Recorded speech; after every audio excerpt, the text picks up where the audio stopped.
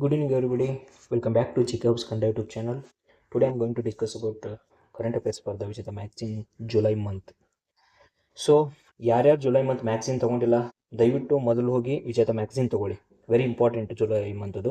ಅದರಲ್ಲಿ ಎಸ್ಪೆಷಲಿ ಇದರಲ್ಲಿ ಭಾಗ ಪೇಜ್ ನಂಬರ್ 91ರಿಂದ 112 ಪೇಜ್ ನಂಬರ್ ಅಲ್ಲಿವರೆಗೂ ಜನವರಿಂದ ಜುಲೈವರೆಗೂ ಏನು ಆಗಿತ್ತಲ್ಲ ಜನವರಿಂದ ಜೂನ್ವರೆಗೂ ಇಂಪಾರ್ಟೆಂಟ್ ಅದನ್ನು ಕೊಟ್ಟಿದ್ದಾರೆ. ಸೊ ಯಾರ್ಯಾರು ತೊಗೊಂಡಿಲ್ಲ ಮ್ಯಾಗ್ಝಿನ್ ಖಾಲಿ ಆಗುತ್ತೆ, ಬೇಗ ಮ್ಯಾಗ್ಝಿನ್ ತೊಗೊಳ್ಳಿ. ಸೊ ನಾನು ಈಗಾಗಲೇ ಜೂನ್ ಮಂತ್ ಮುಗಿಸ್ಕೊಟ್ಟಿದ್ದೀನಿ. ಜೂನ್ ಮಂತಲ್ಲಿ ಒಂದು 5-6 ಕ್ವಶನ್ಸ್ ಬಂದಿದ್ದು ಗ್ರೂಪ್ ಎ ಎಕ್ಸಾಮ್ಸಲ್ಲಿ. ಅದಾದ ನಂತರ ಏಪ್ರಿಲ್ ಮಂತ್ ಮುಗಿಸ್ಕೊಟ್ಟಿದ್ದೀನಿ. ಇದರಲ್ಲೇ ನನ್ನ J K house Kannada YouTube channel ಇದೆ, ಅದನ್ನು ನೀವು ನೋಡಿ. ಎಲ್ಲ ಜನವರಿಂದ ತುಂಬ ಇಂಪಾರ್ಟೆಂಟ್. ಅದರಂತೆ ಸ್ಪರ್ಧಾ ಜೊತೆ ಮ್ಯಾಗ್ಝಿನ್ ಜುಲೈ ಮಂತ್ ಮಾಡ್ತಾ ಇದ್ದೀನಿ. ಇದು ವೆರಿ ಇಂಪಾರ್ಟೆಂಟ್ ಫಾರ್ ಎಲ್ಲ ಎಕ್ಸಾಮ್ಸ್, ಅಪ್ಕಮಿಂಗ್ ಎಕ್ಸಾಮ್ಸ್ಗೆ ಇದು ತುಂಬ ಇಂಪಾರ್ಟೆಂಟ್ ಆಗುತ್ತೆ. ಇಲ್ಲಿ ನೋಡಿ, ಜನವರಿ ಟು ಜೂನ್ ಪರೀಕ್ಷಾ ವಿದ್ಯಮಾನಗಳ ವಿಶೇಷಾಂಕ, ಇದು ವೆರಿ ವೆರಿ ಇಂಪಾರ್ಟೆಂಟ್. ಅರ್ಥ ಆಗ್ತಿದೆಯಾ? ಸೊ ಇದನ್ನು ನಾನು ಎಲ್ಲರೂ ಕಮೆಂಟ್ ಮಾಡ್ತಾ ಇದ್ದೀರಿ ಸರ್ ಜುಲೈ ಮಂತ್. ಹೌದು, ಜುಲೈ ಮಂತ್ ನಾನು ಮಾಡ್ತೀನಿ. ಒನ್ ಡೇಸ್ ಅಥವಾ 2 ಡೇಸಲ್ಲಿ ಅಪ್ಲೋಡ್ ಮಾಡ್ತಾ ಇರ್ತೀನಿ ಪ್ರತಿ ಸಾರಿ. ಸೊ ಸಬ್ಸ್ಕ್ರೈಬ್ ಆಗಿ, ಲೈಕ್ ಮಾಡಿ, ಕಮೆಂಟ್ ಮಾಡಿ, ಬಿಕಾಸ್ ಅದು ಕೂಡ ನನಗೆ ಪ್ರೇರಣೆ ಆಗುತ್ತೆ. ತುಂಬ ಜನ ಸಬ್ಸ್ಕ್ರೈಬರ್ ಮತ್ತು ವ್ಯೂಸ್ ಬರೋದ್ರಿಂದ. ಸೊ ನಾನು ನೆಕ್ಸ್ಟ್ ವಿಡಿಯೋ ಮಾಡೋಕ್ಕೆ ಅನುಕೂಲ ಆಗುತ್ತೆ. ನಾನು ಬಿಡುವಿನ ಟೈಮಲ್ಲಿ ನಾನು ಮಾಡ್ತೀನಿ. ಎಕ್ಸಾಮ್ಸ್ ಬರೋದ್ರೊಳಗಡೆ ಏನಿದೆಯಲ್ಲ, ಸೊ ದಟ್ ನೀವು ಕೂಡ ನಿಮ್ಮ ಮಾರ್ಕರಲ್ಲಿ ಹೈಲೈಟ್ ಮಾಡ್ಕೊಳ್ಳಿ. ನಿಮ್ಮ ಹೈಲೈಟ್ರಲ್ಲಿ ಹೈಲೈಟ್ ಮಾಡ್ಕೊಳ್ಳಿ ನಿಮ್ಮ ಮ್ಯಾಗ್ಝಿನ್ಸಲ್ಲಿ. ಎಕ್ಸಾಮ್ ಹಿಂದಿನ ದಿವಸ ಅಥವಾ ಎಕ್ಸಾಮ್ 2 ದಿವಸ ಇದ್ದಾಗ ಎಲ್ಲ ಮ್ಯಾಗ್ಝಿನ್ ಒಂದು ರೌಂಡ್ ತಿರುಗಿ ಹಾಕ್ಬೋದು. ಇದೇ ಮೇನ್ ಉದ್ದೇಶ ಆಗಿತ್ತು ನಾನು ಮಾಡೋದು. ಸೊ ಇವಾಗ ನಾವು ಸ್ಟಾರ್ಟ್ ಮಾಡೋಣ ಜುಲೈ ಮಂತು. ಜುಲೈ ಮಂತಲ್ಲಿ ನಾನು ಇದನ್ನು 43, 44ವರೆಗೂ ಮಾಡ್ತೀನಿ. ಅಂದರೆ 1 to 30 ಈಗ ಮಾಡ್ತಾ ಇರೋದು 41, 1 to 30, ಆದ ನಂತರ 30 to 61, ಆಮೇಲೆ 60 to 91 ಮಾಡಿ. ಲಾಸ್ಟ್ ವಿಶೇಷಾಂಕ ಇದೆಯಲ್ಲ, ಅದು very important. Minimum 5 to 7 marks ಅದ್ರಲ್ಲಿ ಬಂದೇ ಬರುತ್ತೆ. 5 to 7 ಕ್ವಶನ್ಸ್ ಬಂದೇ ಬರುತ್ತೆ. ಅದಕ್ಕೋಸ್ಕರ ಅದನ್ನು ಸ್ಪೆಷಲಾಗಿ ಮಾಡಿಕೊಡ್ತೀನಿ. ಈ ವೀಕಲ್ಲಿ ಎಲ್ಲ ಕಂಪ್ಲೀಟ್ ಆಗುತ್ತೆ. ಸಂಡೇ ಒಳಗಡೆ ಇದನ್ನು ಮುಗಿಸ್ಕೊಡ್ತೀನಿ. ಸೊ ಸಬ್ಸ್ಕ್ರೈಬ್ ಆಗಿ, ನಿಮಗೆ ಪ್ರತಿ ಟೈಮ್ ನೋಟಿಫಿಕೇಶನ್ ಬಂದಾಗ ನೀವು ನೋಡಲು ಅನುಕೂಲ ಆಗುತ್ತೆ. ಈಗ ಸ್ಟಾರ್ಟ್ ಮಾಡೋಣ. 2 ನಿಮಿಷ ಆಯಿತು. ಸೊ ಸ್ಪರ್ಧಾ ವಿಜೇತ ಮ್ಯಾಗ್ಝಿನಲ್ಲಿ ಈ ಫ್ರಂಟ್ ಪೇಜಸ್ ಏನಿದೆಯಲ್ಲ, ವೆರಿ ಇಂಪಾರ್ಟೆಂಟ್. ಸಾಧ್ಯ ಆದರೆ ಜನವರಿ ಟು ಜುಲೈವರೆಗೂ ಈ ಫ್ರಂಟ್ ಪೇಜಸ್ ನಾನು ಮಾಡ್ತೀನಿ. So front pages very important. ನೋಡಿ, ವಿಶ್ವದ ಮೊದಲ ಟ್ರಿಲಿಯನಿಯರ್ ಎಲನ್ ಮಾಸ್ಕ್. ಇದನ್ನು ಇನ್ಸೈಡ್ ಒಳಗಡೆ ಎಲ್ಲ ಇದೆ, ಹೇಳ್ತೀನಿ. Elon mask. So next, supreme ಕೋರ್ಟ್ನ ಕಾನೂನು ಸೇವೆಗಳ ಸಮಿತಿ ಅಧ್ಯಕ್ಷರಾಗಿ ನಾಗರತ್ನ. HDFC ಬ್ಯಾಂಕ್ ಅಧ್ಯಕ್ಷರಾಗಿ ಮಾಜಿ ಚುನಾವಣಾ ಆಯುಕ್ತರು ರಾಜೀವ್ ಕುಮಾರ್. ಇದನ್ನು ಇಂಪಾರ್ಟೆಂಟ್ ಅಂತ ಸುಮ್ಮನೆ ಹೇಳ್ತಿದ್ದೇನೆ, ನೋಡ್ಕೊಳ್ಳಿ. ಒಳಗೆ ಇನ್ ಡೀಟೇಲ್ ನಾನು ಮಾಡ್ತೀನಿ.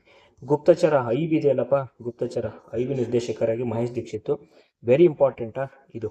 ಯಾವುದು? ಭಾರತೀಯ ಭೂಸೇನೆಯ ಮುಖ್ಯಸ್ಥ. ಎಷ್ಟನೇ ಮುಖ್ಯಸ್ಥ? 31ನೇ ಮುಖ್ಯಸ್ಥ. ಯಾರು? ಜನರಲ್ ಧೀರಜ್ ಶೇಠ್. ಆಯಿತಾ? ನೆಕ್ಸ್ಟು ಬ್ರಿಕ್ಸ್ 16ನೇ ಬ್ರಿಕ್ಸ್ ಕೃಷಿ ಸಚಿವರ ಅವ್ರದ್ದೇನು ಕೃಷಿ ಸಚಿವರದಲ್ಲ, ಅವ್ರದ್ದು ಒಂದು ಮೀಟಿಂಗ್ ಆಗುತ್ತೆ. ಅದನ್ನು ಇಂಡೈರೆಕ್ಟಾಗಿ ನಾನು ಒಳಗಡೆ ಎಕ್ಸ್ಪ್ಲೇನ್ ಮಾಡ್ತೀನಿ. ಇದು ಒಂದು ಇಂಪಾರ್ಟೆಂಟ್ ನೋಡಿ. 2026ರ ಬ್ರಿಕ್ಸ್ ಭಾರತದ ಶೆರ್ಪಾ ಸುಧಾಕರ್ ದಲೇಲ್. ಭಾರತದ ಬ್ರಿಕ್ಸ್ ಸೌತ್ ಶೆರ್ಪಾ ಬಂದ್ಬಿಟ್ಟು ಶಂಭು ಎಲ್ ಅಕ್ಕಿ ಅಂತ.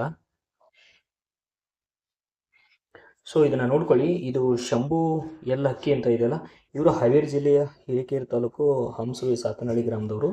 ಇವರು ಮಹಂತ ಸಮ್ರಾಟ್ ಅಲ್ಲಿ ಓದಿದ್ದಾರೆ. ಇದು ಏನು ಕ್ವಶನ್ ಅಂದರೆ, ಕರ್ನಾಟಕದ ಹೋಗಿರೋದ್ರಿಂದ ಬ್ರಿಕ್ಸ್ನ ಸೌತ್ ಶೆರ್ಪಾ ಅಂತ ಯಾರು ಅಂತ ಕೇಳ್ಬೋದು. ಅದನ್ನು ನೋಡ್ಕೊಳ್ಳಿ. ನೆಕ್ಸ್ಟ್ ಬಂದುಬಿಟ್ಟು ಅವತಾರ್ AI ಕಂಪ್ನಿಯಿಂದ ಹೊರೆ AI ಬಿಡುಗಡೆ. ಇದು ಅವತಾರ್ AI ಕಂಪ್ನಿಯಿಂದ ಬಿಡುಗಡೆ ಮಾಡಿದರೆ ಇಂಪಾರ್ಟೆಂಟ್ ಅಲ್ಲ. ಕರ್ನಾಟಕ ರಾಜ್ಯದಲ್ಲಿ ಅಸ್ತಿತ್ವಕ್ಕೆ ಬಂದ ಪ್ರಜಾ ಸೇವಾ ಇಲಾಖೆ. ಹೌದು, ಸೇವಾ ಇಲಾಖೆ ಪ್ರಜೆಗಳಿಗೋಸ್ಕರ ಅಸ್ತಿತ್ವಕ್ಕೆ ಬಂದಿದೆ. ಅದಾದ ನಂತರ ಜಮ್ಮು ಮತ್ತು ಕಾಶ್ಮೀರದಲ್ಲಿ ಜೋಜಿಲಾ ಸುರಂಗ ಮಾರ್ಗ ಅದು ಸ್ಟಾರ್ಟ್ ಆಗಿದೆ. ಡಬಲ್ ವೇ ಅದು ಸುರಂಗ ಮಾರ್ಗ ಬಂದುಬಿಟ್ಟು ಹಿಮದಿಂದ ರಕ್ಷಣೆ ಮಾಡ್ಕೊಳ್ಳೋಕ್ಕೋಸ್ಕರ.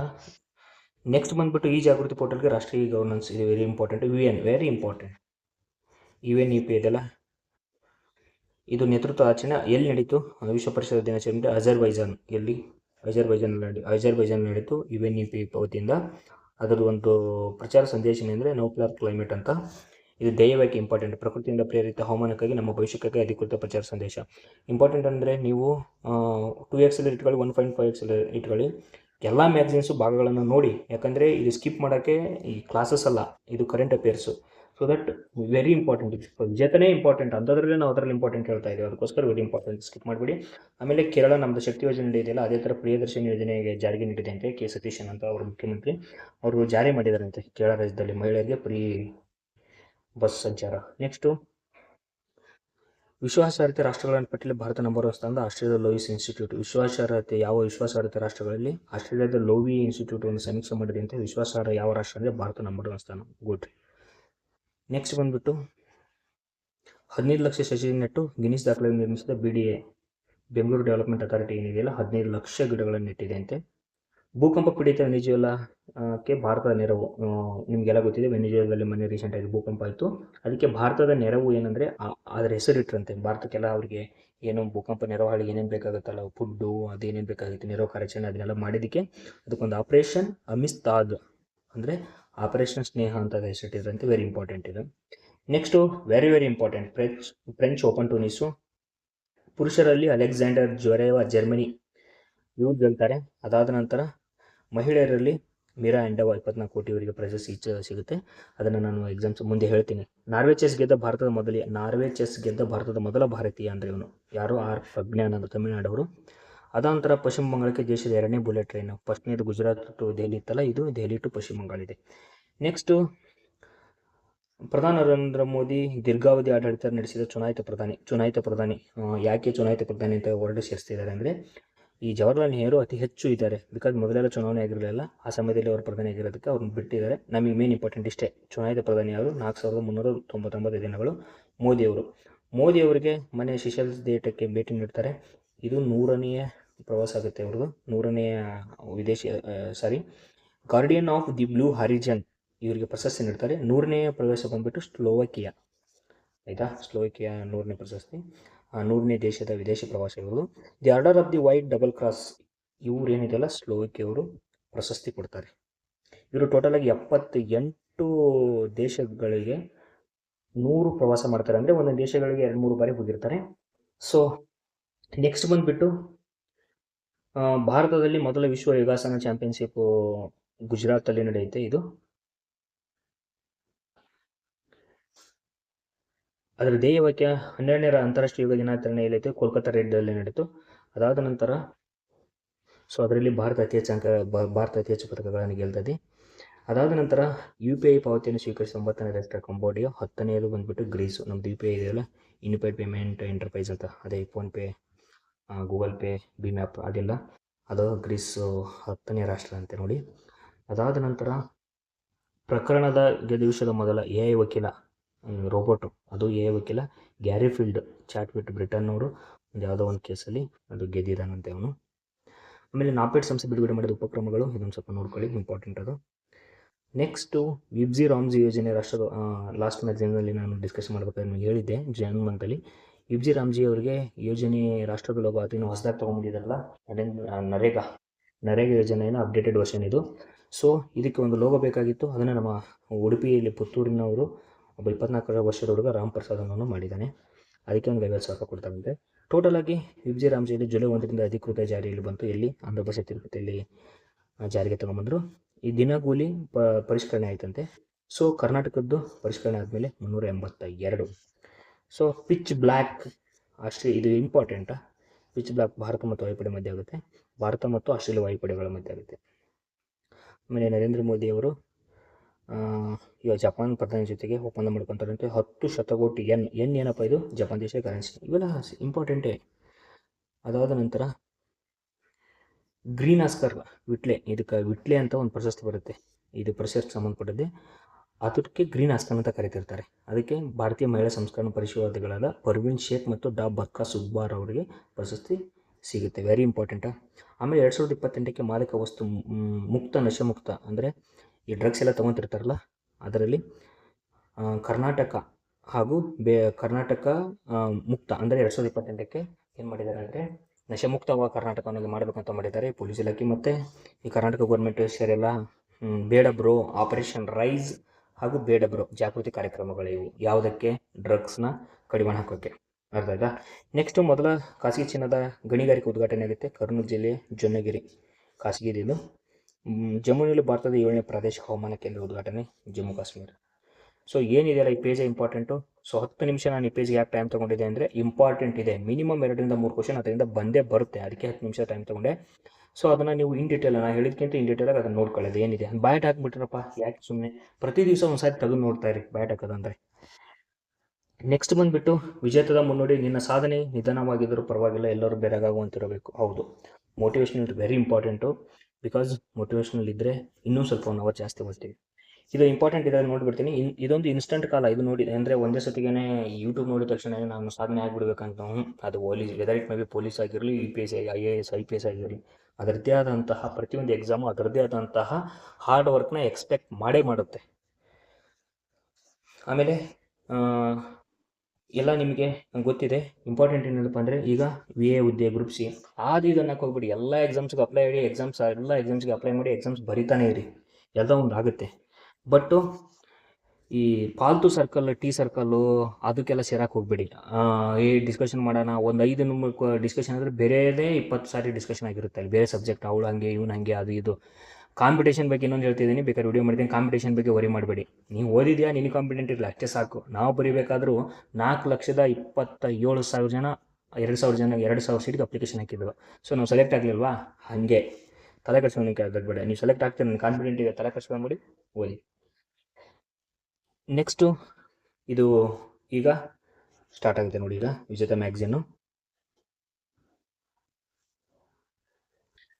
UPI ಪಾವತಿಯನ್ನು ಸ್ವೀಕರಿಸಿದ 9ನೇ ರಾಷ್ಟ್ರ ಕಾಂಬೋಡಿಯಾ. 9ನೇ ರಾಷ್ಟ್ರ UPIಯನ್ನು ಸ್ವೀಕರಿಸಿದಂತೆ. ಅಂದರೆ UPI ಅಂದರೆ ಸಿಂಪಲ್ ಏನಿಲ್ಲಪ್ಪ, ಅವ್ರ ದೇಶದಲ್ಲಿ ಕೂಡ ನೀವು ಹೆಂಗೆ ಈಗ ಫೋನ್ಪೇ, ಗೂಗಲ್ ಪೇ ಯೂಸ್ ಮಾಡ್ಕೊಂಡು ಸ್ಕ್ಯಾನ್ ಮಾಡಿ ಇದು ತೊಗೊತಿರಲ್ಲ, ಏನೋ ವ್ಯವಹಾರ ಮಾಡ್ತಿರಲ್ಲ, ಅದೇ ಥರ ಅವ್ರ ದೇಶದಲ್ಲಿ ಅವಕಾಶ ಇದೆ. ಸಿಂಪಲ್, ಇದೇನು ತಲೆ ಕೆಡ್ಸ್ಕೊಳಕ್ಕೆ ಹೋಗಬೇಡಿ, ಅದು ಒಂದು ವರ್ಡ್ ಮುಗೀತು.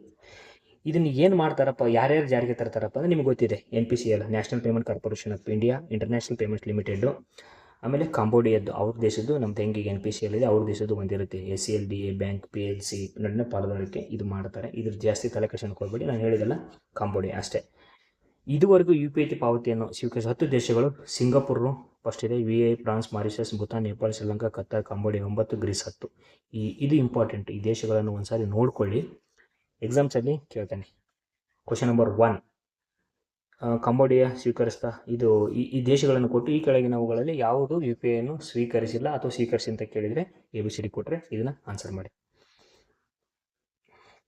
ನೋಡಿ, ಭಾರತ ಮತ್ತು ಕಾಂಬೋಡಿಯಾ ನೋಡಿ UPI ಪಾವತಿ 2 ಹಂತಗಳು. 1ನೇ ಹಂತ, ಭಾರತೀಯ ಪ್ರಯಾಣಿಕರು UPI ಅಪ್ಲಿಕೇಶನ್ ಬಳಸಿಕೊಂಡು ಕಾಂಬೋಡಿಯಾದಲ್ಲಿ ವ್ಯಾಪಾರವಾಗುತ್ತೆ. ನಿಮ್ಗೆ ಗೊತ್ತಾಯ್ತು. ಈಗ ಕಾಂಬೋಡಿಯಾ ನಾಗರಿಕರು ದೇಶೀಯ ಶೀಘ್ರದಲ್ಲಿ ತಮ್ಮ ದೇಶೀಯ ಬ್ಯಾಂಕಿಂಗ್ ಡಿಜಿಟಲ್ ಪಾವತಿ ಅಪ್ಲಿಕೇಶನ್ ಬಳಸಿಕೊಂಡು ಭಾರತದಾದ್ಯಂತ ಲಕ್ಷಾಂತರ, ಅಂದರೆ ಅವರು ಬಂದು ಕಾಂಬೋಡಿಯಾ ನಾಗರಿಕರು ದೇಶದಲ್ಲಿ ಇಲ್ಲಿ ಅವ್ರ ಫೋನ್ಪೇನ ಬಳಸ್ಬೋದು. ಅದನ್ನೇನು ವ್ಯವಸ್ಥೆ ಇದೆಲ್ಲ UPI ಯೂನಿಫೈಡ್ ಪೇಮೆಂಟ್ ಇಂಟರ್ಫೇಸ್, ಅದನ್ನು ಬಳಸ್ಕೋಬೋದು. ಸಿಂಪಲ್, ಜಾಸ್ತಿ ತಲೆ ಕೆಡ್ಸ್ಕೊಳಕ್ಕೆ ಹೋಗ್ಬಿಡಿ. UPI ಪಾವತಿಯನ್ನು ಸ್ವೀಕರಿಸಿದ 10ನೇ ರಾಷ್ಟ್ರ ಗ್ರೀಸ್, 9 ಕಾಂಬೋಡಿಯಾ, 10 ಗ್ರೀಸ್, ಮೊದಲು ಸಿಂಗಾಪುರ್. ಭಾರತದ ಡಿಜಿಟಲ್ ಪಾವತಿ ಏಕೀಕೃತ ಪಾವತಿ ಇಂಟರ್ಫೇಸ್, ಯೂನಿಫೈಡ್ ಪೇಮೆಂಟ್ ಇಂಟರ್ಫೇಸ್, ಅಷ್ಟೇ ಸಿಂಪಲ್. 10ನೇ ರಾಷ್ಟ್ರ, ಜಾಸ್ತಿ ತಲೆ ಕೆಡ್ಸ್ಕೊಳಕ್ಕೆ ಹೋಗ್ಬೇಡ್ರಪ್ಪ. ಆವಾಗಲೇ ಹೇಳಿದೆ. ಏನಪ್ಪ ಇದು ಯೂನಿಫೈಡ್ ಪೇಮೆಂಟ್ ಇಂಟರ್ಫೇಸ್ ಅಂದರೆ ನೈಜ ಸಮಯದ ಮೊಬೈಲ್ ಪಾವತಿ ವ್ಯವಸ್ಥೆ ಆಗಿದೆ. ಇದು ಬಳಕೆದಾರ ವ್ಯಕ್ತಿಯಿಂದ ವ್ಯಕ್ತಿ, ಈಗ ನೀವು ಫೋನ್ಪೇ ಎಲ್ಲ ಮಾಡ್ತಿರ್ತೀರಲ್ಲ, ಅದೇ ಯೂನಿಫೈಡ್ ಪೇಮೆಂಟ್ ಇಂಟರ್ಫೇಸ್ ಅಂತ. ಏಕೀಕೃತ ವ್ಯವಸ್ಥೆ ಅಂದರೆ ಎಲ್ಲರಿಗೂ ಬರುತ್ತೆ, ಅದು ಯಾವುದೋ ಭೇದ ಭಾವ ಇಲ್ಲ, ಎಲ್ಲರಿಗೂ ಬರುತ್ತೆ, ಯಾವುದೂ ಸಮಸ್ಯೆ ಇಲ್ದಂಗೆ. ಅದಕ್ಕೆ ಯೂನಿಫೈಡ್ ಪೇಮೆಂಟ್ ಇಂಟರ್ಫೇಸ್ ಅಂತ ಹೇಳ್ತಾರೆ. ಸೊ ನೆಕ್ಸ್ಟ್, ನಿಮ್ಮ ಬ್ಯಾಂಕ್ ಖಾತೆ ಎಲ್ಲ ಜಾಸ್ತಿ ನಾನು ಹೇಳಲ್ಲ, ಯಾಕಂದರೆ ನಿಮಗೆಲ್ಲ ಫೋನ್ಪೇ ಯೂಸ್ ಮಾಡ್ತಿರ್ತೀರ, ಅದೇ ಯೂನಿಫೈಡ್ ಪೇಮೆಂಟ್ ಇಂಟರ್ಫೇಸ್ ಅಷ್ಟೇ. ನೆಕ್ಸ್ಟ್, ಭೀಮ್ ಅಪ್ಲಿಕೇಶನ್ನು. ಈಗ ಫೋನ್ಪೇ ಮತ್ತು ಗೂಗಲ್ ಪೇ ಇದೆಯಲ್ಲಪ್ಪ, ಮೇಲೆ Paytm ಯಾವ ಗೌರ್ಮೆಂಟಿನವಲ್ಲ, ಭೀಮ್ ಅಪ್ಲಿಕೇಶನ್ ಅಂತ ಇದೆ. ಇದೇ ಥರ ಭೀಮ್ ಅಪ್ಲಿಕೇಶನ್ ತುಂಬ ಜನ ಯೂಸ್ ಮಾಡ್ತಿದ್ದೀರ ಅಂತ, ಅದು ಗೌರ್ಮೆಂಟ್ ಅಪ್ಲಿಕೇಶನ್ ನೆನಪಿರಲಿ. ಇದು ಯಾವಾಗ 2016 ಡಿಸೆಂಬರ್ 30 ಬಿಡುಗಡೆ ಆಗುತ್ತೆ. ಭಾರತೀಯ ರಾಷ್ಟ್ರೀಯ ಪಾವತಿ ನಿಗಮ NPCI ಇದೆಯಲ್ಲ, ಅದು ಇದನ್ನು ಭೀಮ್ ಅಪ್ಲಿಕೇಶನ್ ಬಿಡುಗಡೆ ಮಾಡಿದೆ. ಇದು ನೋಡಿ, ಭಾರತೀಯ ಸರ್ಕಾರಿ ಸ್ವಾಮ್ಯದ ಮೊಬೈಲ್ ಪಾವತಿ ಅಪ್ಲಿಕೇಶನ್ ಇದಾಗಿದೆ. ಇದರಲ್ಲಿ ವಹಿವಾಟು ಮಿತಿ ಗರಿಷ್ಠ 40,000 ಇದೆ ಅಂತೆ. ದೈನಂದಿನ 1,00,000ವರೆಗೂ ಅದರಲ್ಲಿ ನಾವು ವ್ಯವಹಾರ ಮಾಡ್ಬೋದು. ಭೀಮ್ ಆ್ಯಪನ್ನು ಯಾವ ದೇಶಗಳು ಅಳವಡಿಸ್ಕೊಂಡಿದೆ ಅಂದರೆ, ಇದು ಹೆಮ್ಮೆ, ಭೂತಾನ್ ದೇಶ. ಕನ್ಫ್ಯೂಸ್ ಮಾಡ್ಕೋಬೇಡಿ. UPIನ ಅಳವಡಿಸ್ಕೊಂಡಿರೋ ದೇಶಗಳು 10, ಅರ್ಥ ಆಗ್ತಿದೆಯಾ? ಅದಾದ ನಂತರ ಇದು ಏನು ಭೀಮ್ ಆ್ಯಪ್ ಇದೆಯಲ್ಲ, ಅದನ್ನು ಅಳವಡಿಸ್ಕೊಂಡಿರೋದು ಈ ದೇಶಗಳು: United Arab Emirates, Singapore, Malaysia, Nepal, Oman, Qatar, Russia, France, Mauritius. So ಭೀಮ್ ಆ್ಯಪ್ಗಿಂತ ಯೂನಿಫೈಡ್ ಎಂಟರ್ಪ್ರೈಸ್ ಇದು ನಿಮಗೆ ಆಗ್ತಾ ಇದೆ. ನೆಕ್ಸ್ಟ್ ಹೋಗೋಣ, ಟೈಮ್ ಇಲ್ಲ. ಗುಪ್ತಚರ ಇಲಾಖೆ ಮುಖ್ಯಸ್ಥರಾಗಿ ಮಹೇಶ್ ದೀಕ್ಷಿತ್ ನೇಮಕ. Mahesh Dixit appointed intelligence bureau chief. So ನಿಮಗೆ ಇಂಟೆಲಿಜೆನ್ಸ್ ಬ್ಯೂರೋ ಗೊತ್ತಲ್ಲ ನಿಮಗೆ, 1887ರಲ್ಲಿ ಸ್ಥಾಪನೆ ಆಗಿದೆ. ಕೇಂದ್ರ ವಿಶೇಷ ಶಾಖೆ, very important. Question number 1. Second, ಯಾವ ಸಚಿವಾಲಯದಲ್ಲಿ ವರ್ಕ್ ಮಾಡುತ್ತೆ ಅಂದರೆ, ಇದು IB ಗೃಹ ಸಚಿವಾಲಯದಡಿ, ನೆನಪಿರಲಿ. ಕೇಂದ್ರ ಕಚೇರಿ ನವದೆಹಲಿ, ನಿಮಗೆಲ್ಲ ಗೊತ್ತಿದೆ. ಭಾರತದ IB ಸಂಸ್ಥೆ ವಿಶ್ವದ ಅತ್ಯಂತ ಹಳೆಯ ಗುಪ್ತಚರ ಸಂಸ್ಥೆ. ಇದು ಬಿಫೋರ್ ಇಂಡಿಪೆಂಡೆನ್ಸ್ ಸ್ಟಾರ್ಟ್ ಆಗುತ್ತೆ. ಇದಕ್ಕೆ ಚೀಫ್ ಯಾರಾಗಿರ್ತಾರೆ ಅಂದರೆ, ಅವರು ಅತ್ಯುನ್ನತ ಪೊಲೀಸ್ ಅಧಿಕಾರಿ ಆಗಿರ್ತಾರೆ. ಎಕ್ಸಾಂಪಲ್, ರಾಜ್ಯದ ಅತ್ಯುನ್ನತ ಪೊಲೀಸ್ ಅಧಿಕಾರಿ ಯಾರಪ್ಪ? DGIG. ಯಾರಿದ್ದಾರೆ ಈಗ? ಸಲೀಂ ಸರ್ ಇದ್ದಾರೆ. ನೆಕ್ಸ್ಟ್ ಬಂದುಬಿಟ್ಟು ಇದು ಮಹೇಶ್ ದೀಕ್ಷಿತ್ ಅಂತ ಕ್ವಶನ್ ಕೇಳ್ತಾರೆ, ಮುಂದಿನ 2 ವರ್ಷದವರೆಗೂ ಇರ್ತಾರೆ, ಇದು ಇಂಪಾರ್ಟೆಂಟ್. ಆಮೇಲೆ ಹಿಂದಿ ಇದಕ್ಕಿಂತ ಮುಂಚಿತ ಯಾರಿದ್ರು ಅಂದರೆ ತಪನ್ ಕುಮಾರ್ ಧಾಕಾ ಅಂತ ಇದ್ದರು. ಅದರಲ್ಲಿ ಅವರು ಅತಿ ಹೆಚ್ಚು ದೀರ್ಘಾವಧಿ ಸೇವೆ ಸಲ್ಲಿಸಿದ ನಿರ್ದೇಶಕರಾಗಿದ್ದಾರೆ ಟಿಲ್ ಡೇಟ್ ಇದುವರೆಗೂ. ಅರ್ಥ ಆಯ್ತಾ ಕ್ವಶನ್ನು? ಯಾರು ಅಪಾಯಿಂಟ್ ಆದರೂ ಎಷ್ಟು ವರ್ಷ, ಯೂಶಲಿ 2 ವರ್ಷ ಇರುತ್ತೆ, ಗೌರ್ಮೆಂಟ್ ಬೇಕಾದ್ರೆ ಎಕ್ಸ್ಟೆಂಡ್ ಮಾಡ್ಬೋದು.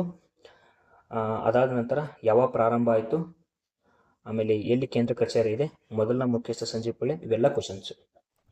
ಅದಾದ ನಂತರ ಇದು ನೆಕ್ಸ್ಟ್, ಈಗ IB ಮುಗೀತು. ನೆಕ್ಸ್ಟ್ ಇನ್ನೊಂದಿದೆ ನೋಡಿ, ಭಾರತದ ವಿದೇಶ ಗುಪ್ತಚರ ಸಂಸ್ಥೆ ರಾ, ಇದೇನಿದೆಯಲ್ಲ IB, ಅದರ ಹೆಸರಲ್ಲೇನಿದೆ ಇಂಟೆಲಿಜೆನ್ಸ್ ಬ್ಯೂರೋ, ಅಂದರೆ ದೇಶದ ಒಳಗಡೆ ಭಾರತದ ಆಂತರಿಕ ಭದ್ರತೆ ಮತ್ತು ಗುಪ್ತಚರ ಜವಾಬ್ದಾರಿಯನ್ನು ಹೊಂದಿರುವ ಸಂಸ್ಥೆ. ಯಾಕೆ ಇನ್ ಡೀಟೇಲ್ ಆಗಿ ಹೇಳ್ತಿದ್ದೀನಿ ಅಂದರೆ ಪೊಲೀಸ್ ಡಿಪಾರ್ಟ್ಮೆಂಟ್ಗೆ ಸಂಬಂಧಪಟ್ಟದ್ದು ಕ್ವಶನ್ಸ್ ಆಗುತ್ತೆ, ಅದಕ್ಕೋಸ್ಕರ. ಇದು ಭಾರತದ ಒಳಗೆ ಇದೇನಿದೆಯಲ್ಲ IB ರಾ, RAW, research and analysis wing ಅಂತ ಕರೀತಾರೆ. ಭಾರತ ಸರ್ಕಾರದ ವಿದೇಶಿ ಗುಪ್ತಚರ ಸಂಸ್ಥೆಯಾಗಿದೆ. ಭಾರತ ಸರ್ಕಾರದ ವಿದೇಶಿ ಅಂದರೆ ಔಟ್ ಆಫ್ ಕಂಟ್ರಿಯಲ್ಲಿ, ಈಗ ಎಕ್ಸಾಂಪಲು ನಮ್ಮ ಅಜಿತ್ ದೋವಲ್ ಅವರು ಈಗ ನಿರ್ದೇಶಕರ ಭಾರತದ ಭದ್ರತಾ ಸಲಹೆಗಾರಾಗಿದ್ದಾರಲ್ಲ ನರೇಂದ್ರ ಮೋದಿ ಅವರಿಗೆ, ಅವರು ಪಾಕಿಸ್ತಾನದಲ್ಲಿದ್ದಾರಲ್ಲ, ಸೊ ಅವರು ರಾ ಏಜೆಂಟ್ ಅಂತ ಕರಿತಾ ಇದ್ರು ಅವ್ರು. ಅರ್ಥ ಆಯ್ತಾ? ಆ ಥರ ಭಾರತದ ಗಡಿಯ ಹೊರಗಿನ ಗುಪ್ತಚರ ಸಂಗ್ರಹಣೆ, ಸಂಸ್ಕರಣೆ, ಮೌಲ್ಯಮಾಪನ ಮಾಡ್ತಿರ್ತೈತಿ. ಭಾರತದ ಬಗ್ಗೆ ಯಾವಾಗಾದ್ರೂ ಭಯೋತ್ಪಾದನೆ ಮಾಡ್ತಾನೆ ಏನೋ, ಎಲ್ಲ ರಿಸರ್ಚ್ ವಿಂಗ್ ಅದನ್ನು ಮಾಡ್ತಿರ್ತೈತಿ. ಇದು ಯಾವ ಸ್ಟಾರ್ಟ್ ಆಯಿತು? 1968. ಸಚಿವ ಸಂಪುಟ ಸಚಿವಾಲಯದಡಿ ಕಾರ್ಯನಿರ್ವಹಿಸ್ತೈತಿ. ಇದು ಪ್ರಧಾನಿಗಳ ನೇರ ಮೇಲ್ವಿಚಾರಣೆಗೆ ಒಳಪಟ್ಟಿರ್ತದೆ.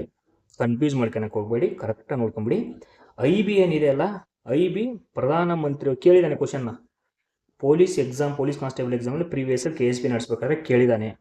ಪ್ರಧಾನಿಗಳ ನೇರ ಮೇಲ್ವಿಚಾರಣೆಗೆ ಇದು ಇರುತ್ತೆ. ಇದು ಏನಿದೆ ಇಲ್ಲ IB ಗೃಹ ಸಚಿವಾಲಯದ ಅಡಿಯಲ್ಲಿ ಇರ್ತೈತಿ, ನೆನ್ಪಿಟ್ಕೊಳ್ಳಿ. ಸೊ ರಾ ಮುಖ್ಯಸ್ಥರನ್ನು ಕಾರ್ಯದರ್ಶಿ ಅಂತ ಕರಿತಿದ್ದಾರೆ. ತಮ್ಮ ವರದಿನ ನೇರವಾಗಿ ಭಾರತದ ಪ್ರಧಾನಿಯವರಿಗೆ ಸಲ್ಲಿಸ್ತಾರೆ. ಸೊ ಇವಾಗ ಯಾರಿದ್ದಾರೆ ಅಂದರೆ ಪರಾಗ್ ಜೈನ್, ರೀಸೆಂಟು ಪರಾಗ್ ಜೈನ್ ಇದ್ದಾರೆ. ಅದರ ಮೊದಲು ಯಾರಾಗಿದ್ದಾರಪ್ಪ ಅಂದರೆ ಆರ್ಯನ್ ಕಾವು. ಮುಗೀತು ನಿಮಗೆ. ಆಮೇಲೆ ನ್ಯಾಷನಲ್ ಸೆಕ್ಯೂರಿಟಿ ಕೌನ್ಸಿಲ್, ರಾಷ್ಟ್ರೀಯ ಭದ್ರತೆ ಮತ್ತು ವಿದೇಶಾಂಗ ನೀತಿ ವಿಷಯಗಳಲ್ಲಿ ಭಾರತದ ಪ್ರಧಾನಿಗೆ ಸಲಹೆ ನೀಡುವ ಮತ್ತು ಭಾರತೀಯ ಗುಪ್ತಚರ ಸಮುದಾಯವನ್ನು ನಿರ್ವಹಿಸುವ ಎಲ್ಲ ಭಾರತೀಯ ಗುಪ್ತಚರ ಸಲಹೆಯನ್ನು ಇದನ್ನು ನಿರ್ವಹಿಸ್ತಾರೆ.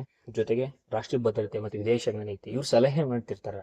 ಮೇನ್ ನ್ಯಾಷನಲ್ ಸೆಕ್ಯೂರಿಟಿ ಇದೇನಂದರೆ ಇವ್ರು ಅಟಲ್ ಬಿಹಾರಿ ವಾಜಪೇಯಿ ಆ ಟೈಮಲ್ಲಿ ಇದು ಸ್ಟಾರ್ಟ್ ಆಗುತ್ತೆ. National security council, NSC, national security council. So ಸಂಸ್ಥೆ ಮುಖ್ಯಸ್ಥರು ರಾಷ್ಟ್ರೀಯ ಭದ್ರತಾ ಸಲಹೆಗಾರ.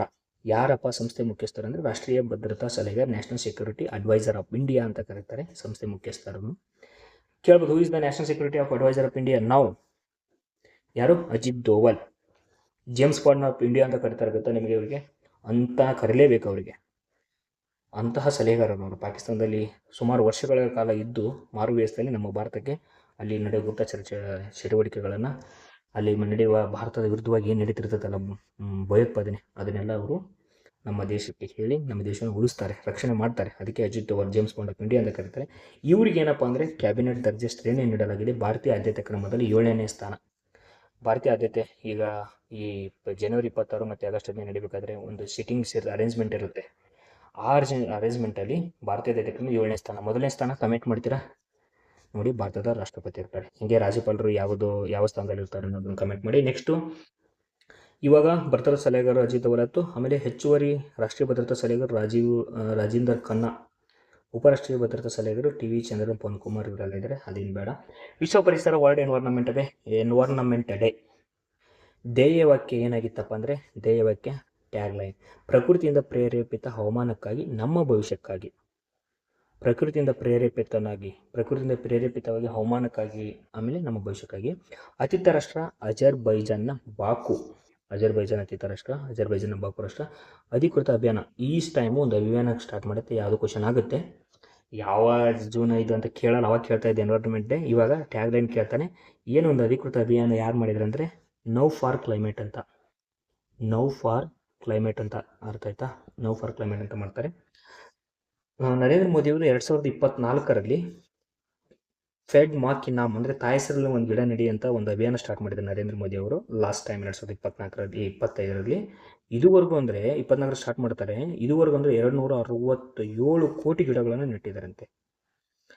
ಎಲ್ಲಿ ಹೆಂಗೆ ಗೊತ್ತಾಗುತ್ತೆ ಅಂದರೆ ಅವ್ರು ನೆಟ್ಟವರು ಮೇರಿ ಫೋಟೋ ಲೈಫ್ ಫೋಟೋದಲ್ಲಿ ಅದನ್ನು ಉಸ್ತುವಾರಿ ಮಾಡ್ತಿರ್ತಾರಂತೆ. ಸೊ ಇದು ಎಸ್ಸೆಗೆ KS ಮತ್ತು PS ಯಾರು ನೋಡಿ. ಅದಾದ ನಂತರ ಭಾರತದ ಹವಾಮಾನ ಸಾಧ್ಯತೆ ಜಾಗತಿಕ ಪಟ್ಟಿಯಲ್ಲಿ 9ನೇ ಸ್ಥಾನ. ಗ್ಲೋಬಲ್ ಕ್ಲೈಮೇಟ್ ರಿಸ್ಕ್ ಇಂಡೆಕ್ಸ್, ಇಂಗ್ಲೀಷಲ್ಲೇ ನೋಡ್ಕೊಳ್ಳಿ, ಹವಾಮಾನ ಅಪಾಯ ಸೂಚ್ಯಂಕ ಗ್ಲೋಬಲ್ ಕ್ಲೈಮ್ ರಿಸ್ಕ್ ಇಂಡೆಕ್ಸ್ 2026 ಪ್ರಕಾರ ಹವಾಮಾನ ಅಪಾಯಗಳ ಸಾಧ್ಯತೆ ಜಾಗತಿಕ ಪಟ್ಟಿಯಲ್ಲಿ ಏನು ಈ ಬರಗಾಲ ಅವೆಲ್ಲ ಬರ್ತಿರುತ್ತಲ್ಲ ಅಪಾಯಗಳ ಜಾಗತಿಕ ಪಟ್ಟಿಯಲ್ಲಿ ಭಾರತ 9ನೇ ಸ್ಥಾನ ಇದೆ. ಗ್ಲೋಬಲ್ ಕ್ಲೈಮೇಟ್ ರಿಸ್ಕ್ ಇಂಡೆಕ್ಸ್ ನೋಡ್ಕೊಂಬಿಡಿ, ಇಂಪಾರ್ಟೆಂಟಾ?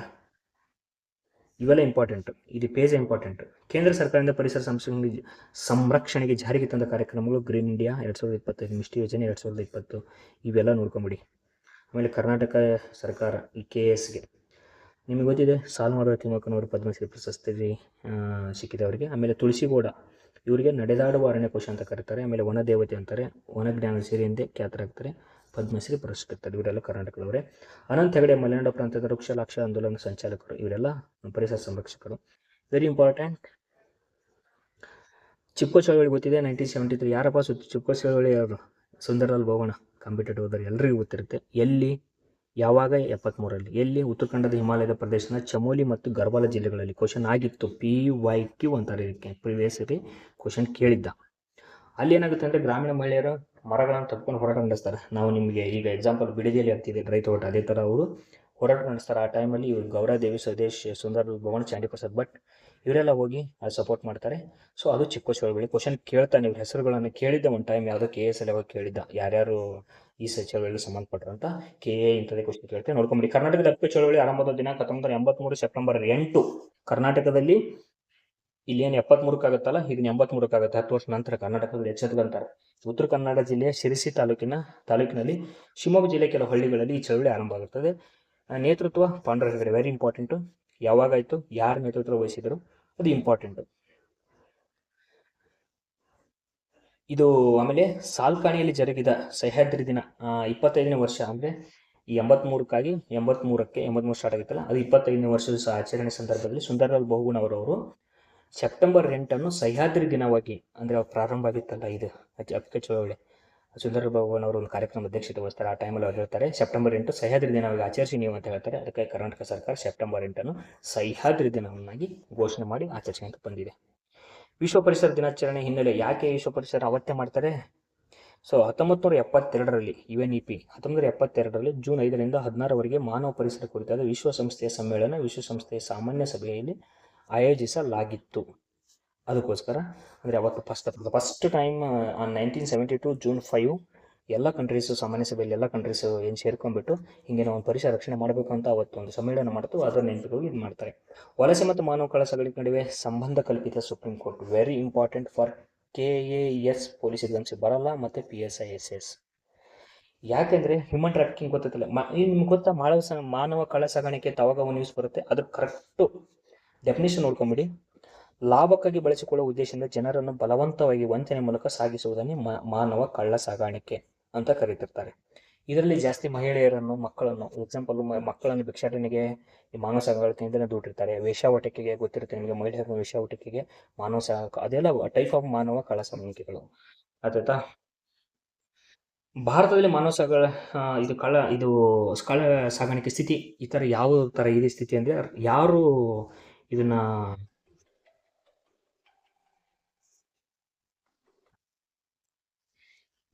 ಇದನ್ನ ಬಿಡುಗಡೆ ಮಾಡ್ತಾರೆ ಅಂದರೆ ರಾಷ್ಟ್ರೀಯ ಅಪರಾಧಗಳ ದಾಖಲೆಗಳ ಬ್ಯೂರೋ, ಅಂದರೆ NCRB, national crime record bureau ಅಂತ.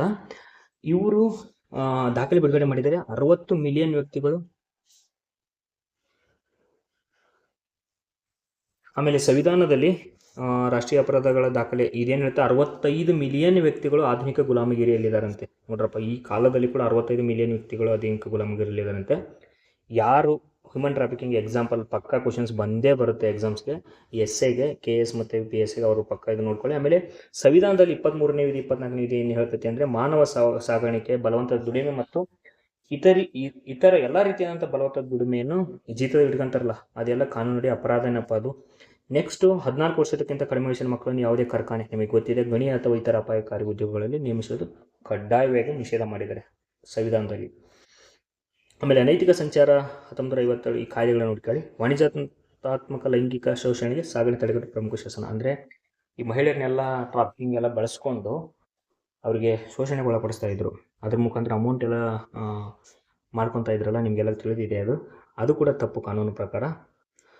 ಆಮೇಲೆ ಕ್ರಿಮಿನಲ್ ಕಾನೂನು ತಿದ್ದುಪಡಿ ಕಾಯ್ದೆ 2013 IPC ಸೆಕ್ಷನ್ ಇದ್ರ ಪ್ರಕಾರ ಇದನ್ನೇನೆ IP ಸೆಕ್ಷನ್ 370 370 ಮತ್ತು 370 ನೊಂದಿಗೆ ಬದಲಾಯಿಸಲಾಯಿತು. ನಿಮಗೆಲ್ಲ ಗೊತ್ತಿದೆ. IPC ಬಂದ್ಬಿಟ್ಟು ಇವಾಗ ಭಾರತೀಯ ನ್ಯಾಯ ಸಂಹಿತೆ BNS 2023 ಆಗಿದೆ. ಅದರ ಅಡಿಯಲ್ಲಿ ಇದು ಚೇಂಜ್ ಆಗಿದೆ. ನೆಕ್ಸ್ಟ್ ಬಂದುಬಿಟ್ಟು ಲೈಂಗಿಕ ಅಪರಾಧಗಳಿಂದ ಮಕ್ಕಳ ರಕ್ಷಣೆ ಪೋಕ್ಸೋ. ನಿಮಗೆ ಗೊತ್ತಿದೆ POCSO 2012 protection of children from sexual offences act. ಇದನ್ನು ಒಂದ್ಸಾರಿ ಎಕ್ಸಾಮ್ಸಲ್ಲಿ ಕೇಳಿದ್ರು. ಇದನ್ನು ಅಬ್ರಿವೇಟೆಡ್ ಅಂದರೆ ಲಾಂಗ್ ಫಾರ್ಮ್ನ ನೋಡ್ಕೊಳ್ಳಿ. ಯಾವಾಗ 2012. ಇದು ಏನಿದೆ ಪೋಕ್ಸೋ ಕಾಯ್ದೆ ಪ್ರಮುಖ ಅಂಶಗಳು. ಇದು ವಿವಿಧ ರೀತಿಯ ಲೈಂಗಿಕ ದೌರ್ಜನ್ಯಗಳಿಗೆ ನಿಖರವಾದ ವ್ಯಾಖ್ಯಾನ ನೀಡ್ತೈತಂತೆ, ಯಾವುದು ಲೈಂಗಿಕ ದೌರ್ಜನ್ಯ ಅನ್ನೋದ್ರ ಬಗ್ಗೆ. ಅದಾದ ನಂತರ ಅವರಿಗೆ ಜೀವಾವಧಿವರೆಗೂ ಶಿಕ್ಷೆ ನೀಡುತ್ತೆ ಪೋಕ್ಸೋ, ಮಕ್ಕಳ ಮೇಲೆ ಲೈಂಗಿಕ ದೌರ್ಜನ್ಯ ಮಾಡೋದು. ಇದು ಅಕ್ಕಪಕ್ಕದವ್ರ ಮನೆಯವರಾಗಿರಲಿ, ಗೊತ್ತಾಗ್ದೇ ಮಾಡಲಿ ಅಥವಾ ಸಮಥಿಂಗ್ ಏನಾದರೂ ಈ ಥರ ಆಗಿದ್ದರೆ ಶಿಕ್ಷೆ ಮಾತ್ರ ಫಿಕ್ಸ್. ಬಾಲವಿವಾಹ ನಿಷೇಧ ಕಾಯ್ದೆ. ನಿಮಗೆ ನಿಷೇಧ ಕಾಯ್ದೆ 2016, ಜೀತ ಕಾರ್ಮಿಕ ವ್ಯವಸ್ಥೆ ಕಾಯ್ದೆ 76, ಬಾಲ ಕಾರ್ಮಿಕ ನಿಷೇಧ ಕಾಯ್ದೆ 1986, ಮಾನವ ಅಂಗಾಂಗ ಕಸಿ ಕಾಯ್ದೆ. ನಿಮ್ಗೆ ಗೊತ್ತಿದ್ದ ಅಂಗಾಂಗಗಳನ್ನು, ಕಿಡ್ನಿಗಳನ್ನು ಎಲ್ಲ ಫಿಲ್ಮಲ್ಲಿ ತೋರಿಸಿದ್ರು, ಹಳೆ ಫಿಲ್ಮಲ್ಲಿ, ಪ್ರಭಾಕರ್ ಫಿಲ್ಮಲ್ಲಿ. ಅದನ್ನೆಲ್ಲ ಕಿಡ್ನಿ ಮಾರ್ತಿದ್ರಲ್ಲ, ಆ ಥರ ಕಿಡ್ನಿ ಮಾರೋದು ಕೂಡ ನಿಷೇಧ. ಮಾನವ ಕಳ್ಳ ಸಾಗಾಣಿಕೆ ತಡೆಗಟ್ಟಲು ಒಂದು AI ಯೂಸ್ ಮಾಡ್ತಾ ಇದ್ದಾರೆ, ಅದು ರಕ್ಷಾ AI ಅಂತ. ಇದು ಮಿಷನ್ ಶಕ್ತಿ ಅಂತ, ನಿರ್ಗತಿಕ ಮಹಿಳೆಯರು ಕಳ್ಳ ಸಾಗಣೆ ಆಗದೆ ಅಂತ ತಡೆಗಟ್ಟೋದು. 12ನೇ ಅಂತಾರಾಷ್ಟ್ರೀಯ ಯೋಗ ದಿನ ಜೂನ್ 21. ಯೋಗ ಭಾರತದಕ್ಕೆ ಇದಕ್ಕೆ ಯೋಗದ ಜನಕ ಭಾರತನಪ್ಪ. ಇದು ಎಲ್ಲಿ ನಡೀತು? ಕೋಲ್ಕತ್ತಾದ ರೆಡ್ ರೋಡ್ ಆ ಮೈದಾನದಲ್ಲಿ ನಡೀತಿದ್ದು. ಯಾವುದು? 12ನೇ ಅಂತಾರಾಷ್ಟ್ರೀಯ ಯೋಗ ದಿನಾಚರಣೆ. ಇದರದ್ದು ಏನಿದೆ ಧ್ಯೇಯವಾಕ್ಯ? ಇಂಗ್ಲೀಷಲ್ಲಿ ನೋಡ್ಕೊಳ್ಳಿ, ಕನ್ನಡದಲ್ಲಿ ಇಂಗ್ಲೀಷಲ್ಲಿ ನೋಡ್ಕೊಳ್ಳಿ. ಯೋಗ ಫಾರ್ ಹೆಲ್ತ್ ಏಜಿಂಗ್, ಅಂದರೆ ಆರೋಗ್ಯಕರ ಮುಪ್ಪಿಗಾಗಿ ಯೋಗ. ಇದು 12ನೇ ಅಂತಾರಾಷ್ಟ್ರೀಯ ಯೋಗ ದಿನ. ಇದು ಆರೋಗ್ಯಕರ ಮುಪ್ಪಿಗಾಗಿ ಯೋಗ ಅಂದರೆ ಏನಿಲ್ಲ, ನಮ್ಮ ಕೊನೆ ಕಾಲದಲ್ಲಿ ಯೋಗ ಮಾಡಿದರೆ ಚೆನ್ನಾಗಿರ್ತೀವಿ ಅಂತ ಅಷ್ಟೇ. ಯಾರ್ಯಾರು ಮಾಡ್ತಾರೆ ಇದನ್ನ ಅಂದರೆ ಆಯುಷ್ಮಾನ್ ಸಚಿವಾಲಯ ಮತ್ತು Paschima Bangala. Question number 1 tag line. Question number 2 ಎಷ್ಟನೇದು? ಕ್ವಶನ್ ನಂಬರ್ 3 ಯಾವ್ಯಾವ ನಡೆಸ್ತಾ ಇದೆ? ಆಯುಷ್ ಸಚಿವಾಲಯ ಮತ್ತು ಪಶ್ಚಿಮ ಬಂಗಾಳ ಎರಡು ಸೇರ್ಕೊಂಡು ನಡೆಸ್ತದಂತೆ. ಅದಾದ ನಂತರ ಮೊದಲು ಎಲ್ಲಿ 2014 ಡಿಸೆಂಬರ್ 11 ವಿಶ್ವಸಂಸ್ಥೆ ಜೂನ್ 21 ಅಂತಾರಾಷ್ಟ್ರೀಯ ಯೋಗ ದಿನ ಆಚರಿಸಲು ನಿರ್ಣಯ ಕಂಡುಕೊಂತಾರ 2015ರಿಂದ ಆಚರಿಸ್ಕೊಂತ ಬರ್ತಾ ಇದ್ದಾರೆ. ಬರೀ ಭಾರತದಲ್ಲಿ ಮಾತ್ರ ಆಚರಿಸ್ತಾ ಇದ್ದಾರೆ. ಯಾಕೆ ಜೂನ್ 21 ಅಂದರೆ ನಿಮಗೆ ಗೊತ್ತಿದೆ. ಜೂನ್ 21 ಕರ್ಕಾಟಕ ಸಂಕ್ರಾಂತಿ ವೃತ್ತ ದಿನ. ಅಂದರೆ ಈ ದಿನದಿಂದ ಉತ್ತರಾರ್ಧಗೋಳದಲ್ಲಿ ಹಗಲು ದೀರ್ಘವಾಗಿರುತ್ತೆ. ನಿಮಗೆಲ್ಲ ಗೊತ್ತಿದೆ, ಜೂನ್ 21 ಹಗಲು ದೀರ್ಘವಾಗಿರ್ತೈತಿ. ಅದಕ್ಕೋಸ್ಕರ ಇದನ್ನು ಆಯ್ಕೆ ಮಾಡ್ಕೊಂಡು. ಆಮೇಲೆ ಇನ್ನೊಂದೇನಪ್ಪ ಅಂದರೆ 2025ರಲ್ಲಿ ಆಂಧ್ರ ಪ್ರದೇಶ ವಿಶಾಖಪಟ್ಟಣಂನಲ್ಲಿ ಒಂದು ಯೋಗ ದಿನ. ಅದು ಗಿನ್ನಿಸ್ 3 ಲಕ್ಷ ಜನ ಸೇರ್ತಾರಂತೆ. ಅದಕ್ಕೋಸ್ಕರ ಗಿನ್ನಿಸ್ ರೆಕಾರ್ಡ್ ಆಗಿದೆ. ದೇಶದಲ್ಲಿ ಯೋಗ ನೀತಿಯನ್ನು ಜಾರಿಗೆ ತಂದ ಮೊದಲ ರಾಜ್ಯ ಉತ್ತರಾಖಂಡ. ಹೊಸ ಸಹಕಾರಿ ಜೀವ ವಿಮಾ ಸಂಸ್ಥೆ ಸ್ಥಾಪನೆ. ಈಗ LIC ಇದೆಯಲ್ಲ, ಅದೇ ಥರ ಈ ಸಹಕಾರಿ ಸಚಿವರು ಅಮಿತ್ ಶಾ ಏನಿದ್ದಾರೆ, ಅವರು ಸಹಕಾರಿ ಜೀವ ವಿಮಾ ಸಂಸ್ಥೆಯನ್ನು ಸ್ಥಾಪಿಸಲಾಗಿದೆ ಅಂತ ಹೇಳಿದ್ದಾರೆ. ನೆಕ್ಸ್ಟು ಭಾರತದ ಮೊದಲ ವಿಶ್ವ ಯೋಗಾಸನ ಚಾಂಪಿಯನ್ಶಿಪ್. ಈ ಯೋಗಾನ ಕಾಂಪಿಟೇಟಿವ್ಗೆ ತರಬೇಕು ಅಂತ ಹೇಳಿಬಿಟ್ಟು India launched first ever world yogasana championship arrange ಮಾಡ್ತಾರಂತೆ. ಇದು ಯಾರು ಅಂದರೆ ಯೋಜನಾ ವ್ಯವಹಾರ ಮತ್ತು ಕ್ರೀಡಾ ಸಚಿವಾಲಯ ಅದನ್ನು ತಗೊಂಡ್ಬರ್ತೈತಿ. ಮಸ್ಕಟ್ ಅಂದರೆ ಲಾಂಛನ ಇಲ್ಲಿ ನೋಡಿದೆ, ವೀರ್ ದಿ ಸಿಮ್ ಅಂತ ಲಾಂಛನ ಅಂತದ್ದು. ಈ ಚಾಂಪಿಯನ್ಶಿಪ್ಪಲ್ಲಿ 79 ದೇಶಗಳು ಭಾಗವಹಿಸ್ತವು. 522 ಅಥ್ಲೆಟ್ಗಳು ಭಾಗವಹಿಸ್ತಾರೆ. 6 ವಿಭಿನ್ನ ವಯೋಮಾನದ್ದು ಅಂದರೆ based on their age they have divided into 6 types. ಇದು ನೋಡ್ಕೊಂಬಿಡಿ. Sub junior, junior, senior A, senior B, senior C.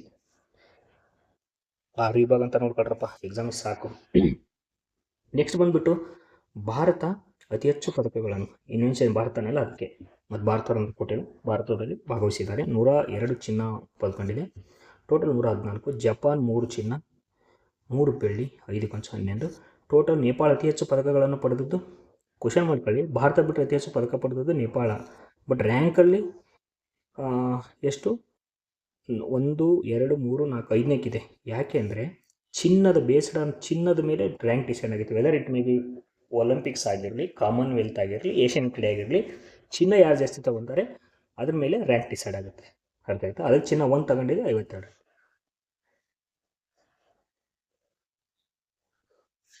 Next ಬಂದುಬಿಟ್ಟು 2030 ಕಾಮನ್ವೆಲ್ತ್ ಕ್ರೀಡಾಕೂಟಗಳನ್ನು ಗುಜರಾತ್ನ ಅಹಮದಾಬಾದಲ್ಲಿ ಆಯೋಜಿಸಲು ಉದ್ದೇಶಿಸಲಾಗಿದೆ. ವೆರಿ ಇಂಪಾರ್ಟೆಂಟ್ ಕ್ವಶನ್ ಕೇಳ್ತಾನೆ. 2030 ಕಾಮನ್ ಕ್ರೀಡಾಕೂಟಗಳನ್ನು ಅಹಮದಾಬಾದಲ್ಲಿ ಆಯೋಜಿಸಲಾಗಿದೆ. ಅದು ಕ್ವಶನ್ ಕೇಳ್ತಾನೆ, ಅದನ್ನು ನೋಡ್ಕೊಳ್ಳಿ. ಆಮೇಲೆ 2030 Olympics ಕೂಟಗಳನ್ನು Bharat ಆಯೋಜಿಸುತ್ತದೆ.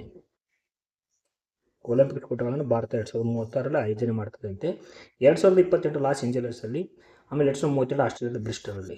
Very important Bharat ಆಗಿರೋದ್ರಿಂದ. ನೆಕ್ಸ್ಟ್ ಹೋಗೋಣ. ಫ್ರೆಂಚ್ ಓಪನ್ಸ್ ಟೂರ್ನಾಮೆಂಟ್ 2026 ಇಂಪಾರ್ಟೆಂಟ್ ಅಂದರೆ ಇಂಪಾರ್ಟೆಂಟೇ. Question number 1, French Opens tournament ಎಲ್ಲಿ ನಡೀತು? ಪ್ಯಾರಿಸ್. ಫ್ರೆಂಚ್ ಓಪನ್ಸ್ ಯಾವಾಗಲೂ ಪ್ಯಾರಿಸಲ್ಲಿ ನಡೀತೈತೆ, ನೆನ್ಪಿಟ್ಕೊಳ್ಳಿ. ವಿಂಬಲ್ಡನ್ ಓಪನ್ಸ್ ಇಂಗ್ಲೆಂಡಲ್ಲಿ ನಡೀತಿದೆ, ಅಮೆರಿಕ ಓಪನ್ಸ್ ಅಮೆರಿಕಾದಲ್ಲಿ ನಡೀತಿದೆ, ಆಸ್ಟ್ರೇಲಿಯಾ ಓಪನ್ಸ್ ಆಸ್ಟ್ರೇಲಿಯಾದಲ್ಲಿ ನಡೀತಿದೆ, ಚೇಂಜ್ ಆಗಲ್ಲ. ಪ್ಯಾರಿಸ್ನ ಏನು ನಡೀತು? ಪ್ಯಾರಿಸ್ನ ರೋಲ್ಯಾಂಡ್ ಗ್ಯಾರೋಸ್ ಸ್ಟೇಡಿಯಂನಲ್ಲಿ ನಡೀತಂತೆ. ಈ ವರ್ಷದ ಗ್ರ್ಯಾಂಡ್ ಸ್ಲಾಮ್ ಟೂರ್ನಿ 2ನೇ ಪಂದ್ಯಗಳಿವೆ, ಅದು ಬಿಡಿ. ಜರ್ಮನಿಯ ಟೆನ್ನಿಸ್ ತಾರೆ ಅಲೆಕ್ಸಾಂಡರ್ ಜ್ವೆರೇವ್ ಸಿಂಗಲ್ಸ್ ಪುರುಷರಲ್ಲಿ ಇವರು ವಿನ್ ಆಗ್ತಾರೆ. ಇವರೇನಿದಾರಲ್ಲ ಇವರು ವಿನ್ ಆಗ್ತಾರೆ. ಇವರಿಗೆ ದುಡ್ಡು ಎಷ್ಟು? 31 ಕೋಟಿ ಬರುತ್ತೆ. ಸೆಕೆಂಡ್ ಯಾರು? ಇದು ಕ್ವಶನ್ ನಂಬರ್ 1. ಏನು ಚಾಂಪಿಯನ್ಶಿಪ್ ಯಾರು ತಗೊಂಡ್ರು, ಆಮೇಲೆ ಯಾವ ದೇಶದವರು, ಆಮೇಲೆ ಎಷ್ಟು ಅಮೌಂಟು, ಅರ್ಧ ಮಾಡ್ಕೊಂಬಿಡ್ರಿ. ABC ಹೆಂಗಾರ ಕೊಂಡೆ ಕೇಳಿದವನು. ನೆಕ್ಸ್ಟ್ ಸೆಕೆಂಡ್ ಯಾರು? ಫ್ಲಾವಿಯೋ ಕೊಬಾಲಿ ಅಥವಾ ಫ್ಲಾವಿಯೋ ಕೊಬಾಲಿ. ಯಾವ ದೇಶ? ಇಟಲಿ ದೇಶ. ಎಷ್ಟು ಅಮೌಂಟು? 15 ಕೋಟಿ. ಮುಗೀತು, ಜಾಸ್ತಿ ತರ ಕೆಡ್ಸ್ಕೊಬಾರ್ದು. ಮಹಿಳಾ ಸಿಂಗಲ್ ಚಾಂಪಿಯನ್ಶಿಪ್ ಯಾರು? ಮಿರಾ ಆಂಡ್ರಿಡಾ. ಯಾವ ದೇಶ? ರಷ್ಯಾ ದೇಶ. ಅಮೌಂಟ್ ಎಷ್ಟು? 31 ಕೋಟಿ. ಗುಡ್. ನೆಕ್ಸ್ಟು ಯಾವ ದೇಶದ ರನ್ನರ್ ಅಪ್? ಪೋಲೆಂಡ್ನ ಮಜಾ ಶಾಲಿನ್ಸ್ಕಾ, ಪೋಲೆಂಡ್ ದೇಶದವರು, ಅವರಿಗೆ 15 ಕೋಟಿ. ನೆಕ್ಸ್ಟ್ ಇದೇ ಫ್ರೆಂಚ್ ಓಪನ್ಸಲ್ಲಿ ಬರೀ ಸಿಂಗಲ್ಸ್ ಅಷ್ಟೇ ಅಲ್ಲ, ಮಹಿಳಾ ಡಬಲ್ ಚಾಂಪಿಯನ್ಸ್ ಅಂದರೆ ಇಬ್ಬರು ಮಹಿಳೆಯರು ಆಡಿರ್ತಾರೆ, ಪುರುಷರ ಡಬಲ್ಸ್ ಇಬ್ಬರು ಆಡಿರ್ತಾರೆ, ಮಿಶ್ರ ಡಬಲ್ಸ್ ಅಂದರೆ ಒಂದು ಕಡೆ ಒನ್ ಸೈಡೆಡಲ್ಲಿ ಒಬ್ಬರು ಪುರುಷ ಒಬ್ಬರು ಮಹಿಳೆ ಇರ್ತಾರೆ, ಇವರೆಲ್ಲ ಗೆದ್ದಿರ್ತಾರೆ. ಇದನ್ನ ಸ್ವಲ್ಪ ನೋಡ್ಕೊಳ್ಳಿ, ಮೇನ್ ಇಂಪಾರ್ಟೆಂಟ್ ಇದು. ಆಮೇಲೆ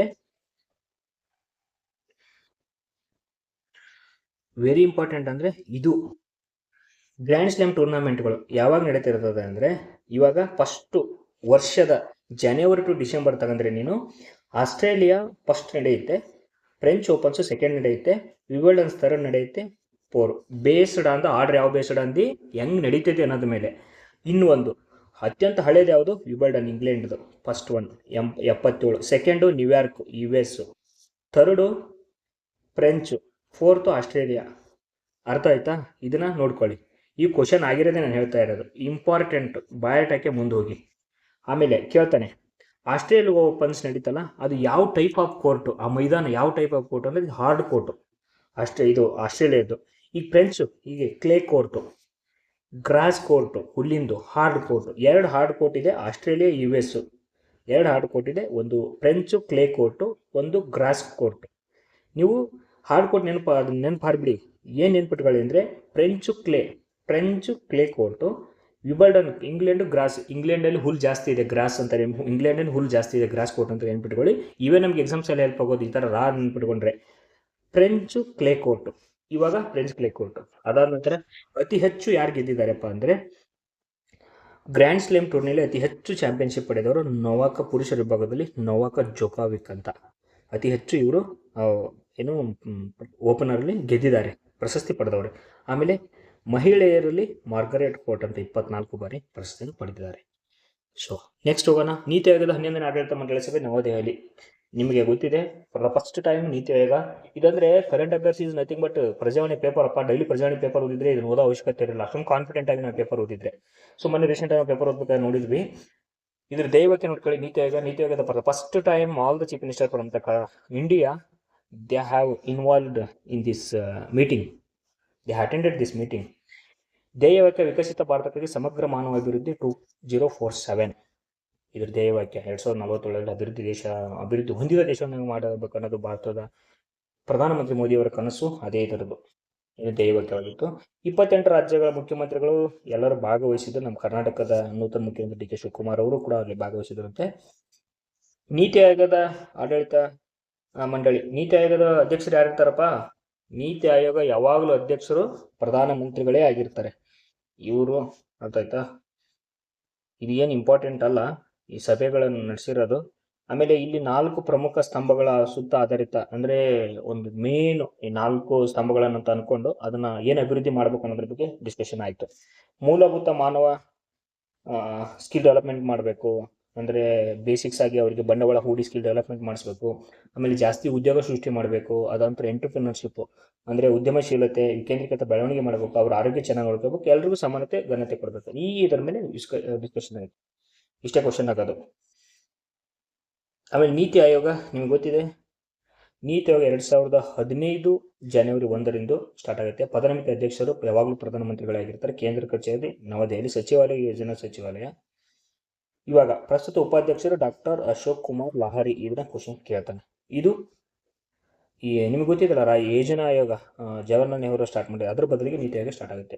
ಇದು ಸಂವಿಧಾನೇತರ ಶಾಸನಬದ್ಧವಲ್ಲದ ಸಂಸ್ಥೆ ಇದೆ, ನೆನಪಿಟ್ಕೊಳ್ಳಿ. ಏನಪ್ಪ ಇದಂದ್ರೆ ಸುಸ್ಥಿರ ಅಭಿವೃದ್ಧಿ ಗುರಿಗಳು ಅಂತ ಇರುತ್ತಲ್ಲ, ಸಸ್ಟೈನಬಲ್ ಡೆವಲಪ್ಮೆಂಟ್ ಗೋಲ್ಸ್, ಅದನ್ನ ನೋಡಲ್ ಏಜೆನ್ಸಿ ಇದು, ಅದ್ರ ಬಗ್ಗೆ ಕಾನ್ಸಂಟ್ರೇಟ್ ಮಾಡುತ್ತೆ. ನೆಕ್ಸ್ಟ್, ಭಾರತದಲ್ಲಿ ಇಂಧನ ಮೂಲವಾದ ವಿದ್ಯುತ್ ಉತ್ಪಾದನೆ ಸಾಮರ್ಥ್ಯ ಕಲ್ಲಿದ್ದಲು 42. ಇದನ್ನ ನೋಡ್ಕೊಂಬಿಡಿ. ಆರ್ಡರ್ ವೈಸ್ ಕೊಡ್ತಾನೆ. ಇಂಧನ ಮೂಲ ವಿದ್ಯುತ್ ಉತ್ಪಾದನೆ ಸಾಮರ್ಥ್ಯ ಏನಿದೆ, ಕಲ್ಲಿದ್ದಲಿಂದ 42% ಯೂಸ್ ಮಾಡ್ತಾರೆ, ಇಂಧನ ಉತ್ಪಾದನೆ ಮಾಡ್ತಾರೆ ಕರೆಂಟ್. ಸೌರಶಕ್ತಿಯಿಂದ 28%, ಪವನ ಶಕ್ತಿ ಗಾಳಿ 10%, ಜಲಶಕ್ತಿ 8. ಇದನ್ನ ಆರ್ಡರ್ ವೈಸ್ ನೋಡ್ಕೊಂಬಿಡಿ, ಕ್ವಶನ್ ಆಗುತ್ತೆ. ನೆಕ್ಸ್ಟ್, ಸಂವಿಧಾನದ ಮೊದಲ ತಿದ್ದುಪಡಿ ನಿಮ್ಗೆಲ್ಲರಿಗೂ ಗೊತ್ತಿದೆ. ಸಂವಿಧಾನದ ಮೊದಲ ತಿದ್ದುಪಡಿ 1951 ಜೂನ್ 18ರಂದು ಮೊದಲ ತಿದ್ದುಪಡಿ ಜಾರಿಗೆ ಬರುತ್ತೆ. ಸಂವಿಧಾನ ಜಾರಿಗೆ ಬಂದ ಕೆಲವು 15 ತಿಂಗಳಲ್ಲಿ ಇದು ತಿದ್ದುಪಡಿ ಜಾರಿಗೆ ಬರುತ್ತೆ. ಇದರಲ್ಲಿ ಅದರಲ್ಲಿ ಏನು ಮೊದಲೇ ಈಗ ಯಾಕಾದಪ್ಪ ಅಂದರೆ, ಅದು ಸಂವಿಧಾನ ತಿದ್ದುಪಡಿ ತಂದು ಇವತ್ತಿಗೆ 75 ವರ್ಷ ಆಗಿದೆ. ಅದಕ್ಕೋಸ್ಕರ ಅದನ್ನು ನೆನ್ಪು ಮಾಡ್ಕೊಂಡಿದ್ದಾರೆ. ಇದರಲ್ಲಿ ಇಂಪಾರ್ಟೆಂಟ್ ಏನಿಲ್ಲ, ವಾಕ್ ಮತ್ತು ಅಭಿವ್ಯಕ್ತಿ ಸ್ವಾತಂತ್ರ್ಯ ಏನಿದೆಯಲ್ಲ, ವಾಕ್ ಸ್ವಾತಂತ್ರ್ಯ ಮೇಲೆ ಸಮಂಜಸದ ನಿರ್ಬಂಧ. ಕೆಲವೊಂದು ಸಮಯದಲ್ಲಿ ವಾಕ್ ಸ್ವಾತಂತ್ರ್ಯ ಮೇಲೆ ಅದನ್ನ ನಿರ್ಬಂಧ ಹೇರ್ತಾರೆ, ರೀಸನಬಲ್ ರೆಸ್ಟ್ರಿಕ್ಷನ್ ಅಂತ ಕರೀತಾರೆ. ರಾಜ್ಯದ ಭದ್ರತೆಗೆ ಏನಾದರೂ ದೇಶದ ಭದ್ರತೆ ಸಂಬಂಧಪಟ್ಟದ ವಿಚಾರಗಳನ್ನು ನಾವು ಮಾತಾಡಬಾರ್ದು, ಅಂಥದ್ರ ಬಗ್ಗೆ ವಾಕ್ ಅಭಿವ್ಯಕ್ತಿ ಸ್ವಾತಂತ್ರ್ಯ ಕೂಡ ಸಂವಿಧಾನದಲ್ಲಿ ಹೇರಿದ್ದಾರೆ. ಭೂ ಸುಧಾರಣೆ ಮತ್ತು ಆಸ್ತಿ ಹಕ್ಕು ಇದೇನೆಂದರೆ, protected land reforms being challenged in court. ಕೆಲವೊಂದು ಭೂ ಸುಧಾರಣೆ ಏನು ಉಪಕ್ರಮಗಳನ್ನು ತಗೊಳ್ಕೊಳ್ತಾರೆ, ಅದ್ರ ಮುಖಾಂತರ ಕೋರ್ಟಲ್ಲಿ ಅದನ್ನು, ಈ ಗೌರ್ಮೆಂಟ್ ಏನಾದರೂ ನಿಮ್ಮ ಯೋಜನೆಗೋಸ್ಕರ ನಿಮ್ಮ ಭೂಮಿಯನ್ನು ತಗೊಂಡಿದ್ದೆ, ಕೋರ್ಟಲ್ಲಿ ಅದನ್ನು ಕ್ಲೈಮ್ ಮಾಡೋಕ್ಕಾಗಲ್ಲ. ಆ ಥರದಂತಹ ಯೋಜನೆಗಳನ್ನು ಇದನ್ನ ಸಂವಿಧಾನದಲ್ಲಿ ಜಾರಿಗೆ ತಗೊಂಡ್ಬಿಡ್ತಾರೆ, ಅಂದರೆ ತಿದ್ದುಪಡಿಯಲ್ಲಿ. ನೆಕ್ಸ್ಟು 15(4) ಹಿಂದುಳಿದ ವರ್ಗಗಳಿಗೆ ಏನು ಮೀಸಲಾತಿ ಕಲ್ಪಿಸ್ತಾರಲ್ಲ, ಅದನ್ನು ಕೂಡ ಇದೇ ಟೈಮಲ್ಲಿ ಜಾರಿಗೆ ತಗೊಂಡ್ಬಿಡ್ತಾರೆ. 1 ವಾಕ್ ಅಭಿವ್ಯಕ್ತಿ ಸ್ವಾತಂತ್ರ್ಯ, 2 ಭೂ ಸುಧಾರಣೆ ಆಸ್ತಿ ಹಕ್ಕಿನ ಬಗ್ಗೆ, 3ನೇದು ಸಾಮಾಜಿಕ ಮತ್ತು ನ್ಯಾಯ ಹಿಂದುಳಿದ ವರ್ಗಗಳಿಗೆ ಮೀಸಲಾತಿಯನ್ನು ಪರಿಶಿಷ್ಟ ವಿಶೇಷ ನಿಬಂಧನೆ ಒದಗಿಸಿ ಮೀಸಲಾತಿ ಅಂತ ಇರ್ತಾರಲ್ಲ, ಅದೇ ಇದು. ನೆಕ್ಸ್ಟ್ ಬಂದ್ಬಿಟ್ಟು 9th ಶೆಡ್ಯೂಲ್ ಕೂಡ ಇಲ್ಲೇ ಇಂಟ್ರೊಡ್ಯೂಸ್ ಮಾಡ್ತಾರೆ. ನೆಕ್ಸ್ಟ್, ಇದು ಚಂಪಕ ದೊರೆ ಪ್ರಕರಣ. ಇದು ಒಂದು ಸ್ವಲ್ಪ ನೋಡಿ, ಮೀಸಲಾತಿ ಬಗ್ಗೆ ಇರುತ್ತೆ. ಚಂಪಕಕ್ಕೆ ರಾಜ್ಯಗಳಿಗೆ ಸಾಮಾಜಿಕ ಶಿಕ್ಷಣ, ಹಿಂದುಳಿದ ವರ್ಗಗಳಿಗೆ SC ST ವಿಶೇಷ ನಿಬಂಧನೆ ನೀಡಲು ಅವಕಾಶ. ಏನಿದೆ ಮದ್ರಾಸ್ ರಾಜ್ಯ ಹೊಸ ಚಂಪಕ ದೊರೆ ರಾಜನ್ ಪ್ರಕರಣ 1951. ಈ ಡೇಟು ನೆನ್ಪಿಟ್ಕೊಳ್ಳಿ, ಇಂಪಾರ್ಟೆಂಟ್. ನಾವು ಓದ್ಕೊಂಬಿಡಿ. ನೆಕ್ಸ್ಟ್, 52ನೇ G7 ರಾಷ್ಟ್ರಗಳ ವಾರ್ಷಿಕ ಸಭೆ ಫ್ರಾನ್ಸ್. G7 ಭಾರತ ಹೌದೇನ್ರಿ? ಮತ್ತೆ ಭಾರತ G7 ಕಂಟ್ರಿ ಅಲ್ಲ. ಮತ್ತೆ ಯಾಕೆ ಭಾಗವಹಿಸ್ತು? ಅವ್ರು ಕರೆದಿದ್ರು ಭಾಗವಹಿಸ್ತು. ಯಾಕೆ ಕರೀತಾರೆ ಅದೇನಂತ ಹೇಳ್ತೀನಿ ನೋಡಿ. 52ನೇ G7 ರಾಷ್ಟ್ರಗಳ ವಾರ್ಷಿಕ ಸಭೆ ನಡೀತದೆ. ಎಲ್ಲಿ ನಡೀತಿದೆ? ಫ್ರಾನ್ಸ್ನ ಏವಿಯನ್ ಲೆಸ್ ಬೆನ್ಸ್ ರಾಯಲ್ ಹೋಟೆಲ್ನಲ್ಲಿ ಇದು ಜರುಗ್ತದೆ. ಭಾರತದ ಪ್ರಧಾನಿ ನರೇಂದ್ರ ಮೋದಿ ಕೂಡ ಭಾಗವಹಿಸ್ತಾರೆ. ಯಾಕೆ? ಫ್ರಾನ್ಸ್ ಕರೆದಿತ್ತು, ಸುಮ್ಮನೆ ಕರೆಯಲ್ಲ. ಯಾಕೆ ಕರಿತೀವಿ ನೋಡ್ರಿ ಹೇಳ್ತೀನಿ. ಔಟ್ರೀಚ್ ಸೀಸನ್, ಔಟ್ರೀಚ್ ಅಧಿವೇಶನಗಳು G7 ಅತೀತ ರಾಷ್ಟ್ರಗಳು ಆಯೋಜಿಸುವ ವಿಶೇಷ ವಿಜಯಗಳು. ಅಂದರೆ G7 ಅಲ್ಲಿ ಎಷ್ಟು ರಾಷ್ಟ್ರಗಳು? ಕೇವಲ 7 ರಾಷ್ಟ್ರಗಳಿದೆ. ವೆರಿ ಇಂಪಾರ್ಟೆಂಟ್, ಬಯೋಟೆಕ್ ಮುಂದೋಗಿ. Canada, France, Germany, Italy, Japan, UK ಮತ್ತು ಅಮೆರಿಕ, ಇಷ್ಟು ರಾಷ್ಟ್ರಗಳಿದೆ. ಇವ್ರು ಏನು ಮಾಡ್ತಾರೆ ಅಂದರೆ, ಪ್ರತಿ ವರ್ಷ ಸದಸ್ಯ ರಾಷ್ಟ್ರ ಒಂದರ, ಅಂದರೆ ಈ 7 ರಾಷ್ಟ್ರಗಳಲ್ಲೇ 1 by 1 ಆಗ್ತಾ ಇರ್ತದೆ. ಅರ್ಥ ಆಯ್ತಾ? ಈಗ 53 ಅಮೆರಿಕ 2027. ನೆಕ್ಸ್ಟ್ ಅಮೆರಿಕ ಕೇಳ್ತದೆ. ನಿನ್ನ ನೆಕ್ಸ್ಟ್ ವರ್ಷದ್ದು G7 ಎಲ್ಲಿ ನಡೀತದೆ ಅಂದರೆ ಅಮೆರಿಕದಲ್ಲಿ. ಇವಾಗ ಫ್ರಾನ್ಸಲ್ಲಿ. ಎಲ್ಲಿ ನಡೆದಿತ್ತು? ಕೆನಡಾದಲ್ಲಿ. ಸೊ ಸುಮ್ಮನೆ ಕರೆದ್ರು ಅಂತ ಔಪಚಾರಿಕ ಹೋಗಿಲ್ಲ ನರೇಂದ್ರ ಮೋದಿ ಅವರು. ಎದಕ್ಕೆ ಹೋಗಿದ್ದಾರೆ ಅಂದರೆ, ಇಲ್ಲಿ ನೋಡಿ, ಇಲ್ಲಿ ಔಟ್ರೀಚ್ ಸೀಸನ್ ಅಂತ. ಔಟ್ರೀಚ್ ಸೀಸನ್ ಅಂದರೆ ಏನಂದರೆ, ಜಾಗತಿಕ ವಿಷಯಗಳನ್ನು ಇವರು ಏನು ಕೇವಲ ಇವರು G7 ರಾಷ್ಟ್ರಗಳು ಅವರಿಂದ ಅವರೇ G7 ಮುಂದುವರೆದ ರಾಷ್ಟ್ರಗಳು ಅತಿ ಹೆಚ್ಚು ಆರ್ಥಿಕ ಹೊಂದಿದ ಗ್ರೂಪ್ನವರು ಮಾತ್ರ ಮಾಡ್ಕೊಂತಾರೆ ಅನ್ನೋ ಒಂದು ಟೀಕೆ ಒಳಗಾಗಬಾರ್ದು ಅಂತ ಹೇಳಿ ಔಟ್ರೀಚ್ ಅಧಿವೇಶನಗಳನ್ನು ನಡೆಸ್ತಾರೆ. ಔಟ್ರೀಚ್ ಅಧಿವೇಶನ ಯಾರಿಗೆ ನಡೆಸ್ತಾರೆ ಅಂದರೆ ಅತಿಥೇಯ ದೇಶಗಳಿಗೆ. ಅದ್ರ ಮುಖಾಂತರ ಜಾಗತಿಕ ಸಮಸ್ಯೆಗಳನ್ನು ಅಲ್ಲಿ ಡಿಸ್ಕಷನ್ ಮಾಡ್ತಾರೆ. ಔಟ್ರೀಚ್ ಅಧಿವೇಶನ, ಅದಕ್ಕೆ ನರೇಂದ್ರ ಮೋದಿ ಭಾಗವಹಿಸ್ತಾರೆ. Very important. ಇದನ್ನ ಒಂದು ಸಾರಿ ಬಯೋಟ್ ಹಾಕಿಲ್ಲ, ನೋಡ್ಕೊಂಬಿಡಿ. ನೆಕ್ಸ್ಟ್ ಯಾವುದಾದ್ರೂ ಒಂದು ಎಕ್ಸಾಮ್ಸ್ ಬರುತ್ತೆ, ನೀವು are going to write 8 to 9 exams in a series, ಅದಕ್ಕೋಸ್ಕರ ಇದು ಇಂಪಾರ್ಟೆಂಟು. ಇದನ್ನ ಬಯೋಟ್ ಹಾಕೊಂಬಿಡಿ. ಫ್ರಾನ್ಸ್ ಅಧ್ಯಕ್ಷ ಎಮ್ಯಾನ್ಯುಯಲ್ ಮ್ಯಾಕ್ರಾನು. ಇದನ್ನ ಹೆಂಗೆ ಇಟ್ಕೋಬೇಕಂದ್ರೆ, ಫ್ರಾನ್ಸು ಮ್ಯಾಕ್ರಾನ್ ಈ ಥರ ನೆನ್ಪಿಟ್ಕೊಳ್ಳಿ. Germany Merz chancellor. ಇಟಲಿ ನಿಮಗೆ ಗೊತ್ತಿದೆ ಮೆಲೋನಿ, ಎಲ್ಲರಿಗೂ ನೆನಪಿರುತ್ತೆ ನಿಮಗೆ. ಜಪಾನ್ ತಕೈಚಿ, ಇದು ನೆನ್ಪಿಟ್ಕೊಳ್ಳಿ, ಇವರು ಇಂಡಿಯಾ ವಿಸಿಟ್ ಮಾಡಿದ್ರು. ನೆಕ್ಸ್ಟ್ UK ಪ್ರಧಾನಿ ಕಿರ್ ಸ್ಟಾರ್ಮರ್, ಅಮೆರಿಕ ಗೊತ್ತಿರುತ್ತೆ ನಿಮಗೆ. ಆಮೇಲೆ ಯುರೋಪಿಯನ್ ಅಧ್ಯಕ್ಷ ಆಂಟೋನಿಯೋ ಕೋಸ್ಟ್. ಇದನ್ನು ಒಂದ್ಸರಿ ಬಾಯ್ಟಾಕೊಳ್ಳಿ, ಯಾಕಂದರೆ ದೇರ್ ಇಸ್ ಎ ಚಾನ್ಸಸ್ ಕೇಳ್ತಾನೆ. ಇಬ್ಜಿ ರಾಮ್ಜಿ ಜುಲೈ 1ರಿಂದ ಕೇಂದ್ರ ಸರ್ಕಾರದಿಂದ ಕೂಲಿ ನಿಗದಿ. ಕೇಂದ್ರ ಸರ್ಕಾರ ಏನಿದೆ, ಇಬ್ಜಿ ರಾಮ್ಜಿ ಅಂದರೆ ರಾಷ್ಟ್ರೀಯ ಗ್ರಾಮೀಣ ಉದ್ಯೋಗ ಖಾತ್ರಿ ಬದಲಿಗೆ ನರೇಗಾ ಇದೆಯಲ್ಲಪ್ಪ, 2005ರಲ್ಲಿ ಬಂದು 2004 ಜಾರಿಗೆ ಬಂದಿತ್ತು, ಅದನ್ನು ಇವರು ಹೆಸರು ಚೇಂಜ್ ಮಾಡಿದ್ದಾರೆ. ಇದ್ರದ್ದು ಏನಿದೆ, ಇಬ್ಜಿ ರಾಮ್ಜಿ ಅಂದರೆ ಭಾರತ್ ರೋಜ್ಗಾರ್ ಅಜ್ವೈತ್ ಮಿಷನ್, ಅರ್ಥ ಆಯ್ತಾ? ಅದೇ 2025 ಕಾಯ್ದೆ.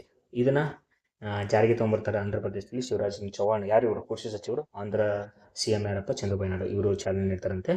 ಯಾವ ಸಚಿವಾಲಯ? ಕೇಂದ್ರ ಸರ್ಕಾರ ಗ್ರಾಮೀಣ ಉದ್ಯೋಗ ಖಾತ್ರಿ ಯೋಜನೆ ಅಡಿಯಲ್ಲಿ ಇವ್ರೇನು ಮಾಡ್ತಾರೆ, ಕೂಲಿನ ಪರಿಷ್ಕರಣೆ ಮಾಡ್ತಾರೆ. ಸೊ 200 ಸರಾಸರಿ ಕೂಲಿ, ಹೊಸ ಯೋಜನೆ ಅಡಿ ಸರಾಸರಿ ಕೂಲಿ 298 ಇತ್ತು. ಮತ್ತು ಸರಾಸರಿ ಅಂದರೆ ನೀವು ಸರಾಸರಿ ಕೂಲಿ ಅಂದರೆ ಇಷ್ಟು ನಿಗದಿ ಕೊಡಲೇಬೇಕು. ಸೊ ಅದನ್ನು 324ಕ್ಕೆ ಏರಿಕೆ ಮಾಡಿದ್ದಾರೆ ಈಗ. ಸೊ ನೆಕ್ಸ್ಟು, ಇದು ಇಂಪಾರ್ಟೆಂಟು, ಕನಿಷ್ಠ ವೇತನ 300 ರೂಗಳ ಮಧ್ಯಂತರ ಕನಿಷ್ಠ ಮೂಲಕ ದರ ಪರಿಚಯಿಸಲಾಗಿದೆ. ಯಾವುದೇ ರಾಜ್ಯ ಇದಕ್ಕಿಂತ ಕಡಿಮೆ. ಅಂದರೆ ಇವರು ಏನು ಮಾಡಿದಾರಪ್ಪ ಅಂದರೆ, ರಾಷ್ಟ್ರೀಯ ಸರಾಸರಿ ಕೂಲಿ ಕೇಂದ್ರ ಸರ್ಕಾರ 320 ರೂಪಾಯಿ ನೀವು ಕೊಡ್ಬೋದು ಅಂತ ಹೇಳಿದೆ. ಜಾಸ್ತಿನಾದರೂ ಕೊಡ್ಬೋದು, ಬಟ್ 300ಕ್ಕಿಂತ ಕಡಿಮೆ ಕೊಡೋ ಹಾಗಿಲ್ಲ. ಕೇಂದ್ರದ ಗೈಡ್ಲೈನ್ಸ್ ಇದು, ಅವರು ಅಮೌಂಟ್ ಕೊಡ್ತಾರೆ ಅದಕ್ಕೋಸ್ಕರ. ಅಂದರೆ ಅತಿ ಹೆಚ್ಚು ಯಾರು ನೀಡ್ತಾರಪ್ಪ ಅಂದರೆ, ಎಲ್ಲ ರಾಜ್ಯಗಳಲ್ಲಿ. ನಮ್ಮಲ್ಲಿ ಎಷ್ಟಿದೆ, 382 ರೂಪಾಯಿ ಪರಿಷ್ಕರಣೆ ಈಗ ನರೇಗಾದಲ್ಲಿ. ಅತಿ ಹೆಚ್ಚು ಏನಂದರೆ ಹರಿಯಾಣದಲ್ಲಿ ಅತಿ ಹೆಚ್ಚು 409 ರೂಪಾಯಿ ಅತಿ ಹೆಚ್ಚು ಹರಿಯಾಣದವ್ರು ನೀಡ್ತಾ ಇದ್ದಾರೆ, ಅರ್ಥ ಆಯ್ತಾ? ಇಲ್ಲಿ ಇಂಪಾರ್ಟೆಂಟ್ ಅಂದರೆ ನೆನ್ಪಿಟ್ಕೊಳ್ಳಿ, ಅಮೌಂಟ್ ಒಂದು ನೆನ್ಪಿಟ್ಕೊಳ್ಳಿ, ಮಿನಿಮಮ್ ದರ ಎಷ್ಟಕ್ಕೆ ಏರಿಕೆ ಆಗಿದೆ ಅದೊಂದು ನೆನ್ಪಿಟ್ಕೊಳ್ಳಿ, ಕರ್ನಾಟಕದ ಒಂದು ನೆನ್ಪಿಟ್ಕೊಳ್ಳಿ. ಜೊತೆಗೆ ಪ್ರತಿ ಕುಟುಂಬಕ್ಕೆ ಪ್ರತಿ ಆರ್ಥಿಕ ವರ್ಷದಲ್ಲಿ, ಅಂದರೆ ಆರ್ಥಿಕ ವರ್ಷ ಅಂದರೆ ಯಾವಾಗಿಂದ ಸ್ಟಾರ್ಟ್ ಆಗುತ್ತಲ್ಲಪ್ಪ, ಏಪ್ರಿಲ್ ಟು ಮಾರ್ಚ್, ಸಿಂಪಲ್. ಪ್ರತಿ ಕುಟುಂಬಕ್ಕೆ ಪ್ರತಿ ಆರ್ಥಿಕ ವರ್ಷದಲ್ಲಿ ಕನಿಷ್ಠ 125 ದಿನಗಳ ಶಾಸನಬದ್ಧ ವೇತನ ಉದ್ಯೋಗ ಖಾತ್ರಿ ನೀಡಬೇಕು. ಪ್ರತಿ ಕುಟುಂಬಕ್ಕೆ 125 ದಿನ ಇವರಿಗೆ ವರ್ಕ್ ಕೊಡಬೇಕು. ಇಂಪಾರ್ಟೆಂಟ್ ಅಂದರೆ very important, it's A good. ಏನಂದರೆ ಬೇಸಾಯ ಸಮಯ ಜೂನ್, ಜುಲೈ, ಆಗಸ್ಟ್ ಇರುತ್ತೆ. ಆ ಸಮಯದಲ್ಲಿ 60 ದಿನಗಳ ಉದ್ಯೋಗ ನೀಡದಿರುವಂತೆ ನಿಯಮ ರೂಪಿಸಲಾಗಿದೆ. ಯಾಕೆ? ಕೂಲಿ ಕಾರ್ಮಿಕರು ಏನಿರ್ತಾರೆ ಅವರು ಕೃಷಿ ಏನು ಮಾಡ್ತಿರ್ತಾರಲ್ಲ, ಕೃಷಿ ಕೆಲಸಕ್ಕೆ ಬರೋದೇ ಇಲ್ಲ, ಅದಕ್ಕೋಸ್ಕರ ಇದನ್ನು ಮಾಡಿದ್ದಾರೆ. ಇದು ಒಳ್ಳೆ ಬೆಳವಣಿಗೆ. ನೆಕ್ಸ್ಟು, ಗ್ರಾಮೀಣ ಪ್ರದೇಶದ ಪ್ರತಿ ಕುಟುಂಬ ವಯಸ್ಕ ಸದಸ್ಯರಿಗೆ 125 ದಿನಗಳು ಗೊತ್ತಿದೆ. ಯಾಕಾದರೂ ನಿಗದಿತ ಸಮಯದಲ್ಲಿ ಉದ್ಯೋಗ ಕೊಡಲಿಲ್ಲಪ್ಪ ಅಂದರೆ ನಿರುದ್ಯೋಗ ಭತ್ಯೆನ ಕೊಡಲೇಬೇಕು. ಗ್ರಾಮೀಣ ರೋಜ್ಗಾರ್ ಕಾರ್ಡ್ ಕೊಡ್ತಾರೆ ಇದಕ್ಕೆ. ಗ್ರಾಮೀಣ ರೋಜ್ಗಾರ್ ಗ್ಯಾರಂಟಿ ಕಾರ್ಡ್ ಅಂತ ಒಂದು ಕೊಡ್ತಾರೆ. ಆ ಗ್ಯಾರಂಟಿ ಕಾರ್ಡಲ್ಲಿ 18 ವರ್ಷ ಪೂರ್ಣಗೊಂಡಿರಬೇಕು ಆ ಗ್ಯಾರಂಟಿ ಕಾರ್ಡ್ ಆಗಬೇಕಂದ್ರೆ. ನೆಕ್ಸ್ಟು, 16ನೇ ಬ್ರಿಕ್ಸ್ ಕೃಷಿ ಸಚಿವರ ಸಭೆ ಇಂದೋರ್. 16ನೇ ಬ್ರಿಕ್ಸ್ ಕೃಷಿ ಸಚಿವರ ಸಭೆ ಇಂದೋರಲ್ಲಿ ಆಗುತ್ತೆ, ಮಧ್ಯಪ್ರದೇಶ ಇಂದೋರಲ್ಲಿ. ಇದರ ಅಧ್ಯಕ್ಷತೆ ಭಾರತನ ವಹಿಸಿರುತ್ತೆ. ಇವರು 4 ಆದ್ಯತೆಗಳ ಇಂದೋರ್ ಘೋಷಣೆ ಅಂಗೀಕರಿಸುತ್ತೆ. ಇವು 4 ಸ್ವಲ್ಪ ನೋಡ್ಕೊಳ್ಳಿ. ಬಟ್ PC ಎಕ್ಸಾಮ್ಸ್ಗೆ ಯಾರಲ್ಲ KS ಆಗಿದೆ, ಸ್ವಲ್ಪ ನೋಡ್ಕೊಳ್ಳಿ ಇನ್ ಡೀಟೇಲ್ಸ್ ಆಗಿ. ಬಟ್ ಎಲ್ಲಿ ನಡೀತಾ ಅನ್ನೋದು ಪೊಲೀಸ್ ಎಕ್ಸಾಮ್ಸ್ಗೆ ಕೇಳ್ತಿರ್ತಾರೆ, ಇವೇ ನೋಡ್ಕೊಳ್ಳಿ. ಬ್ರಿಕ್ಸ್ ರಾಷ್ಟ್ರಗಳ ಸಚಿವರ ಸಭೆ ಕೂಡ ನಡೆಯುತ್ತೆ. ಅದಾದ ನಂತರ ಬ್ರಿಕ್ಸ್ ಭಾರತ ರಾಷ್ಟ್ರೀಯ ಭದ್ರತಾ BRICS national security adviser meeting, ರಾಷ್ಟ್ರೀಯ 16ನೇ ಬ್ರಿಕ್ಸ್ ರಾಷ್ಟ್ರಗಳ ಭದ್ರತಾ ಸಲಹೆಗಾರ ಸಭೆ ಕೂಡ ಇಲ್ಲಿ ನಡೆಯುತ್ತೆ. ಅದಾದ ನಂತರ ಇಂಧನ ಸಚಿವರ ಸಭೆ, ಇದೆಲ್ಲ ಸ್ವಲ್ಪ ನೋಡ್ಕೊಳ್ಳಿ. ಇನ್ನೊಂದು ಇಂಪಾರ್ಟೆಂಟ್ ನೋಡಿ, ಭಾರತ ವಿಶ್ವದ 3ನೇ ಅತಿ ದೊಡ್ಡ ವಿದ್ಯುತ್ ಉತ್ಪಾದಕ ಗ್ರಾಹಕ ರಾಷ್ಟ್ರವಾಗಿದೆ ಅಂತೆ. ಭಾರತ ವಿಶ್ವದಲ್ಲಿ ಅತಿ ದೊಡ್ಡ ವಿದ್ಯುತ್ ಉತ್ಪಾದಕ ಮತ್ತು ಗ್ರಾಹಕ ಅಂದರೆ ಯೂಸ್ ಮಾಡ್ಕೊಳ್ಳೋದು. ಸೊ 550 ಗಿಗಾವ್ಯಾಟ್ಗೆ ತಲುಪಿದೆ ಅಂತೆ ನಮ್ಮದು ಭಾರತದ್ದು. ನೆಕ್ಸ್ಟ್ ಬಂದ್ಬಿಟ್ಟು 2ನೇ ಬ್ರಿಕ್ಸ್ ಸಾಂಸ್ಕೃತಿಕ ಕಾರ್ಯಕ್ರಮ ಗುಂಪು ವಾರಣಾಸಿ. ಇದನ್ನು ಕೇಳ್ತಿರ್ತಾನೆ ನೋಡಿ, ಏನಂದರೆ ವಾರಣಾಸಿ ಟು ಆ second BRICS culture working group committee. ಇದನ್ನು ಸರಿ ಕೇಳಿದ್ದ, ಎಲ್ಲಿ ನಡೀತು ಅಂತ, ಎಲ್ಲಿ ನಡೀತೈತೆ, ವಾರಣಾಸಿಯಲ್ಲಿ. ಸೊ ಬ್ರಿಕ್ಸ್ 20 ಎಲ್ಲ ನೋಡ್ಕೊಳ್ಳಿ ಒಂದು ರೌಂಡ್. ಇಂಪಾರ್ಟೆಂಟ್ ಇದು ನೋಡಪ್ಪ, ಏನಂದರೆ